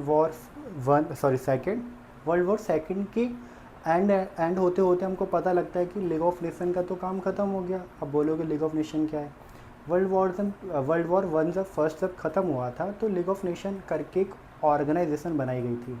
उसका काम क्या था कि वर्ल्ड वॉर 2 ना हो, सेकेंड वर्ल्ड वॉर ना हो, बट वो इवेंचुअली होता ही होता है। तो उसकी वजह से क्या होता है, जब वर्ल्ड वॉर 2 स्टार्ट हो गया तो ऑब्वियस सी बात है अब तो उसका सारा पर्पस ख़त्म हो गया। वर्ल्ड वॉर उसका लीग ऑफ नेशन का। तो लीग ऑफ नेशन तो उसी टाइम पर क्या हो जाती है, ख़त्म हो जाती है, उसको क्या कर दिया, डिसमेंटल कर दिया जाता है। तो 1942 के अंदर फिर फर्स्ट जैन को ये यूनाइटेड नेशंस जैसा कुछ नाम आता है, ठीक है। और 1945 में फाइनली जा करके क्या हो जाता है, इस्टेब्लिश हो जाता है यूएन, ठीक है। तो यूनाइटेड नेशंस करके हम देखते हैं ऑर्गेनाइजेशन फॉर्म हो जाती है, और हम लेटर चैप्टर्स में इसको पढ़ेंगे भी, पूरे एज अ टॉपिक पे पढ़ेंगे हम, ठीक है। अच्छा, फिर हम देखते हैं कि जब ये पूरा सेकेंड वर्ल्ड वॉर जब ख़त्म हो रहा होता है, तो लास्ट में हम देखते हैं कि यूएसए बॉम्बिंग कर देता है, न्यूक्लियर बॉम्बिंग कर देता है किसकी, जापान की।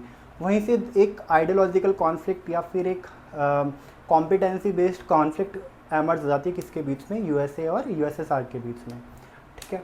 अब लेटर पीरियड में यही जा कर के किसका फेस ले लेती है, यही जाके किसको लीड करती है, बायपोलर वर्ल्ड को और कोल्ड वॉर को क्या करती है ये, बाद में जाकर के कोल्ड वॉर को बनाती है, कोल्ड वॉर को लीड करती है।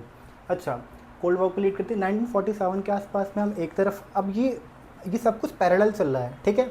एक तरफ तो हम देख रहे हैं कि भाई कोल्ड वॉर चल रहा है, बायपोलर वर्ल्ड की पूरा एक सब्जेक्ट चल रहा है, टॉपिक चल रहा है। दूसरी तरफ इंडिया और बाकी छोटे छोटे क्या कंट्रीज़ इंडिपेंडेंट हो रही हैं जो कॉलोनाइज थी पहले, ठीक है।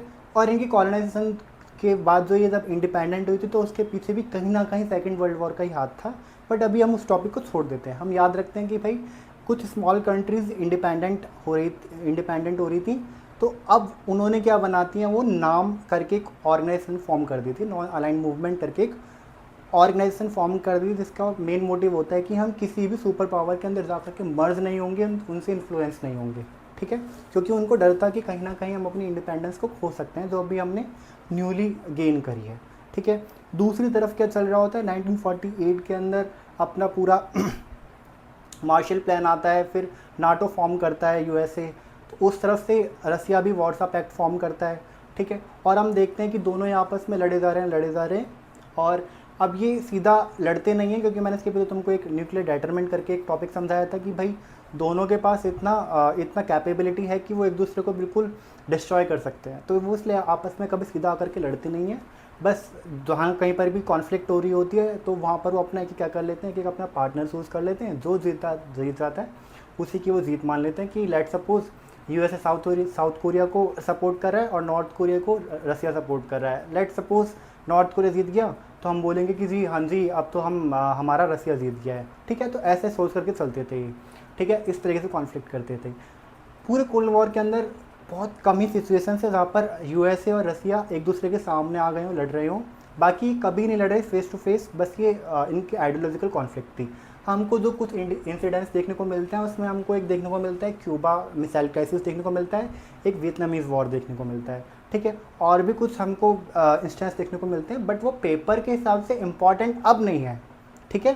पहले तो वो टॉपिक था, बट वो अब इतना डीपली हमको बताया नहीं गया, तो हम उसको थोड़ा बहुत, बस मैं तुमको एक रिव्यू टाइप देता जा रहा हूँ, उसका रिकैप करवाता जा रहा हूँ मैं तुमको। उसका बहुत डीपली नहीं पढ़ना, अगर आपको पढ़ना है तो मैं उसका अलग से नोट बना दूँगा, उसका एक अलग से लेक्चर बना दूँगा, उस बात पे नहीं जाना आगे।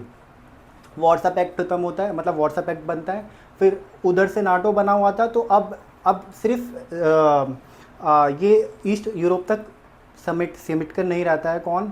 कौन सिमट कर नहीं रहता है, सॉरी, वेस्ट यूरोप तक सिमट कर नहीं रहता है यूएसए। वो बाद में नाटो के बाद सीटो सेंटोप बनाता है। सीटो का मतलब जो साउथ ईस्ट एशिया के अंदर जो वो ऑर्गेनाइजेशन बनाता है सेम, और ऐसे वो सेंट्रल एशिया के अंदर बनाता है, ठीक है। अब इसकी वजह से क्या होता है कि वो जो कॉन्फ्लिक्ट जो बहुत छोटी थी, या फिर जो सिर्फ आइडियोलॉजिकल कॉन्फ्लिक्ट थी, अब उसके अंदर बाकी कंट्रीज़ भी इसका पार्ट बनने लग गई, ठीक है। अच्छा, फिर हम इसके बाद देखते हैं कि ये धीरे धीरे ये आर्मामेंट के बेस पर एक कॉम्पिटेंसी बढ़ने लग जाती है कि भाई हमारे पास ज़्यादा मिसाइल्स हैं। फिर ये न्यूक्लियर ये रेस के अंदर चेंज हो जाती है। अब इसके साथ साथ जब ये न्यूक्लियर रेस के अंदर चेंज हो रही होती है, अब यहाँ से हमको अगला टॉपिक पकड़ना है, which is disintegration of USSR. अब एकदम से डिसइंटीग्रेशन नहीं होगी, पहले इसके अंदर कुछ ड्रॉबैक्स आने स्टार्ट होंगे। अब आपको पहले ये समझ में आना चाहिए कि रसिया सुपर पावर बना कैसे, या फिर यूएसएसआर सुपर पावर बना कैसे। यूएसएसआर सुपर पावर बना ऑल्दो वो एक सोशलिस्ट रिजीम था, या फिर सोशलिस्ट, आपको आइडियोलॉजी पता होगी कि कार्ल मार्क्स की थी, जिसके अंदर वो बोलते हैं कि सारे रिसोर्सेज क्या होगी, सारे लोगों के अंदर बटे होंगे। जैसे मैंने आपको पहले बताया था कि भाई केक कटेगा सब में बटेगा टाइप्स, ठीक है। तो जो रिसोर्सेज थे वो इक्वली क्या होंगे, डिस्ट्रीब्यूट होंगे पूरी जितनी भी हमारे पास जनता है उसके अंदर, ठीक है। तो इसके अंदर क्या होता है ना, एम्प्लॉयमेंट का खतरा होता है, मतलब सबके पास एम्प्लॉयमेंट होगी, सबके पास एजुकेशन होगी, सबके पास हेल्थ केयर होगा, ठीक है। बट प्रॉब्लम आती कैसे है, प्रॉब्लम मतलब जब इतनी ही अच्छी एडवांस चीज़ें हैं, और हमने देखा कि जब पूरा वेस्टर्न यूरोप जब अपने कंज्यूमर वाली गुड्स के ऊपर जब फोकस कर रहा था, तब हमने देखा था कि यूएसएसआर अपनी जो उनकी जो स्टील इंडस्ट्रीज़ हो गई या फिर जो उन सब के ऊपर फोकस कर रहा था वो, ठीक है। फिर हम क्या देखते हैं इसके बाद हम देखते हैं कि किस तरीके से उसमें ड्रॉबैक्स आने स्टार्ट होते हैं। जो इतनी अच्छी यूएसएसआर जो इतनी एक सुपर पावर थी, या फिर जो इतनी पावरफुल जो एक कंट्री थी या फिर एक ऑर्गेनाइजेशन था, वो किस तरीके से उसके अंदर धीरे धीरे लीक्स आने स्टार्ट होते हैं, जिसकी वजह से वो क्या होता है, डिसइंटीग्रेट होता है। सबसे पहले हम देखते हैं कि इतनी कॉम्पिटेंसी के अंदर वो आर्मामेंट की या फिर आर्म्स की रेस के अंदर वो इतना कूद जाता है कि वो जो उसकी खासियत थी वो उनको भूल जाता है। यूएसएसआर की खासियत क्या थी कि हेल्थ केयर और एजुकेशन और एम्प्लॉयमेंट। अब क्या होता है कि करप्शन की वजह से क्या होता है, करप्शन की वजह से हम देखते हैं कि भाई लोग परेशान हो जाते हैं, ठीक है। और जो अब क्योंकि पूरी यूएसएसआर के अंदर बार बार सोशलिस्ट रिजीम के लीडरशिप चुन के आ रहे थे, तो वो उसकी वजह से क्या हो गए थे, थोड़ा सा वो रिस्पॉन्सिबिलिटी नहीं दिखा रहे थे अपनी, पहली बात, ठीक है। वो लोगों की बात नहीं सुन रहे थे, ठीक है। और वो उसके जो ब्यूरोक्रेट थी या फिर जो उसकी जो हम बोलेंगे कि जो ऑफिसर्स जो एक कहते हैं ना नौकरशाही या फीदरशाही, वो क्या करप्ट हो गई थी। दूसरा हम ये देखते हैं, थर्ड क्या देखते हैं कि जो हमको देखने को मिलता है एक जो बेसिक जो इंफ्रास्ट्रक्चर या फिर जिसको हम बोलेंगे जो बेसिक जो फैसिलिटीज़ थी वो लैक करने लग गई। रसिया के अंदर मिसाइल्स तो थी बट खाने के लिए रोटी नहीं थी। अब ये बोलना तो बहुत मैं बहुत ज़्यादा एग्जेग्रेट कर रहा हूँ, बट कहने का मतलब ये है कि रोटी नहीं थी, इसका मतलब ये नहीं है कि लिटरली रोटी नहीं थी। इसका कहने का मतलब ये है कि वहाँ की जो बेसिक फैसिलिटीज़ थी वो लैक करने लग गई, कि भैया एजुकेशन अच्छी नहीं है, हॉस्पिटल्स वही हैं 20-30 साल पुराने, उनको रेनोवेशन नहीं कराया गया है और नए हॉस्पिटल्स नहीं बनाए गए हैं। तो ये सब चीज़ें लोगों के कहीं ना कहीं वो लोगों को चुभने लग गई। तो लोगों ने क्या करने लगी, अब लोग क्योंकि फट तो नहीं पा रहे थे, क्योंकि ऑब्वियस सी बात है थोड़ा अथॉरिटेरियन टाइप सोशलिस्ट जो रिजीम होती है वैसी होती है कि थोड़ी वो क्योंकि थोड़ी अथॉरिटेरियन होती है, जैसे कि आज के टाइम पर हम चाइना को देखते हैं, ठीक है।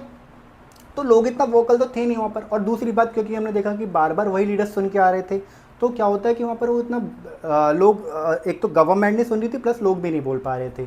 तो वो किसके बेस पर, सटायर के बेस पर बोलते थे। जैसे मैंने आपको एग्जांपल बताया था, कितना हुआ तो बोलता है पहाड़ के बराबर, पहाड़ के बराबर तो बोलते हैं यहाँ पर कोई पहाड़ नहीं है, तो कहता है वो खेती भी नहीं हुई, उसी टाइप से। तो वो सटायर के बेस पर वो चीज़ें, वो जोक के बेस पर वो गवर्नमेंट को क्या करते थे, वो उसको क्रिटिसाइज़ करते थे। अच्छा, इसकी वजह से फिर हम देखते हैं 1985 के अंदर गॉर्बेचोव आते हैं। गॉर्बेचोव क्या करते हैं, वो 3 रिफॉर्म्स के साथ आते हैं, पेरेस्ट्राइका, ग्लासनोस्ट और उनकी फॉरेन पॉलिसी के साथ आते हैं वो। अब क्या होता है, यहाँ पर उनके जो इनिशिएटिव्स थे वो तो थे तो इसलिए कि भाई भला हो जाए, यूएसएसआर कहीं ना कहीं बच जाए। बट होता क्या है कि जिस ग्लासनोस्ट को लेकर आए थे कि भाई थोड़ा बहुत फ्रीडम होगा, ठीक है, वो उल्टा क्या करता है, बैकफायर कर जाता है। जो लोगों की आवाज़ दबी हुई थी पिछले 10-15 सालों से, लोगों की आवाज़ें वॉकल होने लग गई। इसी बीच के अंदर हम देखते हैं कि नेशनैलिटी जैसे टॉपिक उठने लग जाते हैं। बाकी जो छोटे छोटे स्टेट्स थे वो भी अपने आप को ये समझते हैं कि जब हम खुद के डिसीजन खुद क्यों नहीं ले सकते, जब हमारी खुद की कंट्री है तो, ठीक है। उनके अंदर भी वो थोड़ी नेशनलिटी वाली फीलिंग आने लग जाती है। तो इसकी वजह से एक सीधा बॉम्ब फटता है और 1990 के अंदर हम देखते हैं, 1991 के अंदर, कि भाई रसिया यूएसएसआर का डिसइंटीग्रेशन हो जाता है और वो 15 अदर कंट्रीज़ के अंदर क्या हो जाता है, वो बट जाता है। उसके बाद हम देखते हैं कि बोरिस येल्सिन अपने हाथ में पावर ले लेते हैं, वो शॉक थेरेपी अपनाते हैं। उसकी वजह से किस तरीके से रसिया की इकनॉमी का पूरी वो ढह जाती है, कोलैप्स हो जाती है। फिर हम वो देखते हैं, ट्रांजिशन फेस आता है। बाकी सारी जो स्टेट्स थी, जो न्यूली इंडिपेंडेंट स्टेट्स थी, वो आपस में लड़ने भिड़ने लग जाती हैं। वहाँ पर एथनिक कॉन्फ्लिक्ट होती है, वहाँ पर लोकल कॉन्फ्लिक्ट होती है, बॉर्डर डिस्प्यूट होते हैं, पावर वैक्यूम होती है, वीक पॉलिटिकल इंस्टेबिलिटी हो जाती है। तो वो सब हम चीज़ें देखते हैं, वीक गवर्नमेंट होती है। फिर हम धीरे धीरे इस चैप्टर के लास्ट टॉपिक पर आते हैं, जिस जो है हमारा इंडिया रसिया रिलेशंस। हम इंडिया रसिया रिलेशंस में देखते हैं किस तरीके से उन्होंने एनर्जी सेक्टर में काम करा एक दूसरे के साथ। उसके अंदर बाद हम देखते हैं कि वेपन्स के सेक्टर में काम करा, आर्म्स के सेक्टर में काम करा उन्होंने, space and science and technology के सेक्टर में उन्होंने काम करा, ठीक है। फिर हम देखते हैं कि कैसे उन्होंने इंटरनेशनल रिलेशंस या फिर इंटरनेशनल कॉपरेशन करी आपस में। तो ये सारी चीज़ें हम देखते हैं। अच्छा, तो अब इसके साथ हम क्या करते हैं, पूरे चैप्टर हमने समराइज़ भी कर लिया, एक बार हम उससे पहले पढ़ भी लिया था। अब हम इसके करते हैं मोस्ट इंपॉर्टेंट क्वेश्चंस। क्वेश्चंस मैंने बोर्ड पर रख रखे हैं, लिख रखे हैं। मैं बस यहाँ पर आपको बेसिक आइडिया बता दूंगा कि उसके अंदर आएगा क्या। आपको वो सारे क्वेश्चंस लिखने हैं और मैं आपको टेलीग्राम का लिंक इस वीडियो के डिस्क्रिप्शन में दे दूंगा, उस पर जाओगे आप और मैं वहाँ पर ही क्वेश्चंस का एक काम करूँगा, फ़ोटो भी डाल दूँगा, ठीक है, क्लियर बिल्कुल, जिससे कि आपको दिक्कत ना हो, क्योंकि आई गेस मैंने यहाँ पर छोटा छोटा लिख दिया है थोड़ा, तो मैं वहाँ पर फ़ोटो डाल दूँगा। तो आपको क्वेश्चंस को लिख देना है और वहाँ पर मैं आपको एक टेलीग्राम आईडी मेंशन कर दूँगा, आपको क्वेश्चंस के आंसर्स उस आईडी पर भेज देने हैं, या उस पर जो भी आईडी होगी उस पर भेज देना है। डन है, ठीक है। तो अब हम पहले क्वेश्चंस डिस्कस कर लेते हैं। फर्स्ट क्वेश्चन है इसके अंदर हमारा, explain the major reasons and consequences of USSR disintegration. देखो ये दो क्वेश्चंस को मैंने मर्ज कर दिया है, ठीक है। पहली बात तो मेजर रीजंस क्या थे, जो मैंने अभी तुमको 5 रीजंस गिनवाए हैं, ठीक है। फिर वो दूसरा पूछ रहा है कि कॉन्सिक्वेंस क्या हुए। कॉन्सिक्वेंस पता ही लग गया होगा आपको कि भाई न्यू वर्ल्ड ऑर्डर बन जाता है, वो सब चीज़ें आपको लिख देनी है, ठीक है, कि रसिया वीक हो जाता है, वो सारी चीज़ें आपको लिखनी है। 15 इंडिपेंडेंट स्टेट्स फॉर्म हो जाते हैं, वो सब लिखोगे, ठीक है। कम से भी कम आप इसके 6 पॉइंट आप इसके लिखोगे और 6 पॉइंट आप इसके लिखोगे, ठीक है। 6 पॉइंट लिखने और एक्सप्लेन करना है इसको ढंग से, ठीक है। Differentiate between capitalism and socialism, ये क्वेश्चन आता नहीं है, बट ये मैंने आपको आपकी कॉन्सेप्चुअल क्लैरिटी की वजह से दिया है, क्योंकि अगर इससे थोड़ा बहुत घुमा फिरा करके क्वेश्चन आ सकता है, ठीक है। तो दोनों में आप बेसिक डिफरेंस बता दोगे, दो पॉइंटर के डिफरेंस दे देना, ज़्यादा नहीं, ठीक है। 2 पॉइंटर इसके, 2 पॉइंटर इसके, बात खत्म, ठीक है। Right major drawbacks of Gorbachev reform, जो 1985 के अंदर गोर्बाचेव ने रिफॉर्म दिए थे, ड्रॉबैक लिखना है, किस तरीके से फेल हो जाते हैं, ठीक है। इसके आप लिख देना 5 to 6 पॉइंटर्स। डन है, 5 से 6 पॉइंटर लिख देना इसके, और मतलब क्यों फेल हुआ वो मैंने आपको ये भी पूरा समझाया हुआ है, ठीक है। Explain the concept of bipolar world और कोल्ड वॉर। पहले कोल्ड वॉर समझाना बेटा, बेसिक इसकी डेफिनेशन बता देना, बाद में बताना बायपोलर वर्ल्ड का। डन हो गया, बाद में बताना बायपोलर, दोनों आपस में क्या है, कनेक्टेड है। Right a short note on India Russia relations के ऊपर शॉर्ट नोट लिख देना। इसके बेटा 5 पॉइंटर मैंने आपको बताया, 5 के 5 पॉइंटर इसको एक्सप्लेन कर देना, ठीक है। Justified disintegration, justified disintegration of USSR was a process. आप इसको जस्टिफाई करोगे, किसको, justify disintegration of USSR was a process. जो यूएसएसआर जो डिसइंटीग्रेट हुआ है, ये एक इवेंट का मतलब होता है झटाक से ऐसे इमीडिएट हो गया, बट प्रोसेस का मतलब वो ग्रेजुअली हुआ है, धीरे धीरे हुआ है। ऐसा नहीं था कि लोग एकदम रात को उठ के बोला नहीं जी हमको तो इंडिपेंडेंट होना है। वो धीरे धीरे कुछ ऐसे रीजंस बने जिसकी वजह से लोगों के, या फिर जिसकी वजह से लोग क्या हो गए, रेबेलियस हो गए, ठीक है। तो ये आपको क्वेश्चन लिखना है इसके अंदर। आप ये पॉइंटर टाइप में नहीं होगा, ये आपको पूरा एक स्टेटमेंट बेस्ड क्वेश्चन है, तो आपको इसके अंदर अपनी जो भी थॉट है वो सारे लिखने हैं, ठीक है। आप शॉक थेरेपी से क्या समझते हो, ये लिखना है। ये भी आपको पॉइंटर में नहीं लिखना है, सीधे से लिखते चलना है। शॉर्ट नोट ऑन नाम, ये नॉन अलाइंड मूवमेंट की बात चल रही है, इसके ऊपर लिख देना है शॉर्ट नोट, वही 4 से 5 लाइन बस खत्म हो जाए। और इसमें बेसिक 5 फाउंडर के नाम लिख देना, कौन कौन सी कंट्रीज थी, बस ये लिख देना, बात खत्म। और इसका मोटिव क्या था, ठीक है। सपोज अब ये क्वेश्चन जो है ना, ये है आपका थोड़ा सा, ये क्वेश्चन है आपका कि भाई आप जैसे हम बोलते हैं ना कि हॉट क्वेश्चन आते हैं, उस टाइप का क्वेश्चन है कि आपसे यहाँ पर आपकी अंडरस्टैंडिंग की बात कर रहा है कि अगर आप गोर्बाचेव के सुपरवाइज़र होते 1985 के अंदर, तो what 3 policies would you suggest. आप क्या उनको आप क्या 3 पॉलिसीज सजेस्ट करते यूएसएसआर को सेव करने के लिए, ठीक है। तो ये भी आपको अपने साथ से लिखना है, 3 पॉलिसीज जो भी आपके दिमाग में है, आप फ्री हैं बिल्कुल। एक क्वेश्चन और 2 क्वेश्चन में आप फ्री हैं, आप कुछ भी लिख सकते हैं। बाकी के सारे क्वेश्चंस के आंसर जो हैं वो क्या हैं, बहुत ज़्यादा पहले से ही वो क्या है, कंक्रीट है, वो चेंज नहीं कर सकते आप, ठीक है। और आपको ये 9 क्वेश्चंस के आंसर लिखने, दैट्स इट। बाकी के हम पीवाईक्यू बाद में करेंगे, बिल्कुल लास्ट में पेपर के टाइम पर, ठीक है। डन, चैप्टर खत्म, चलो गुड नाइट।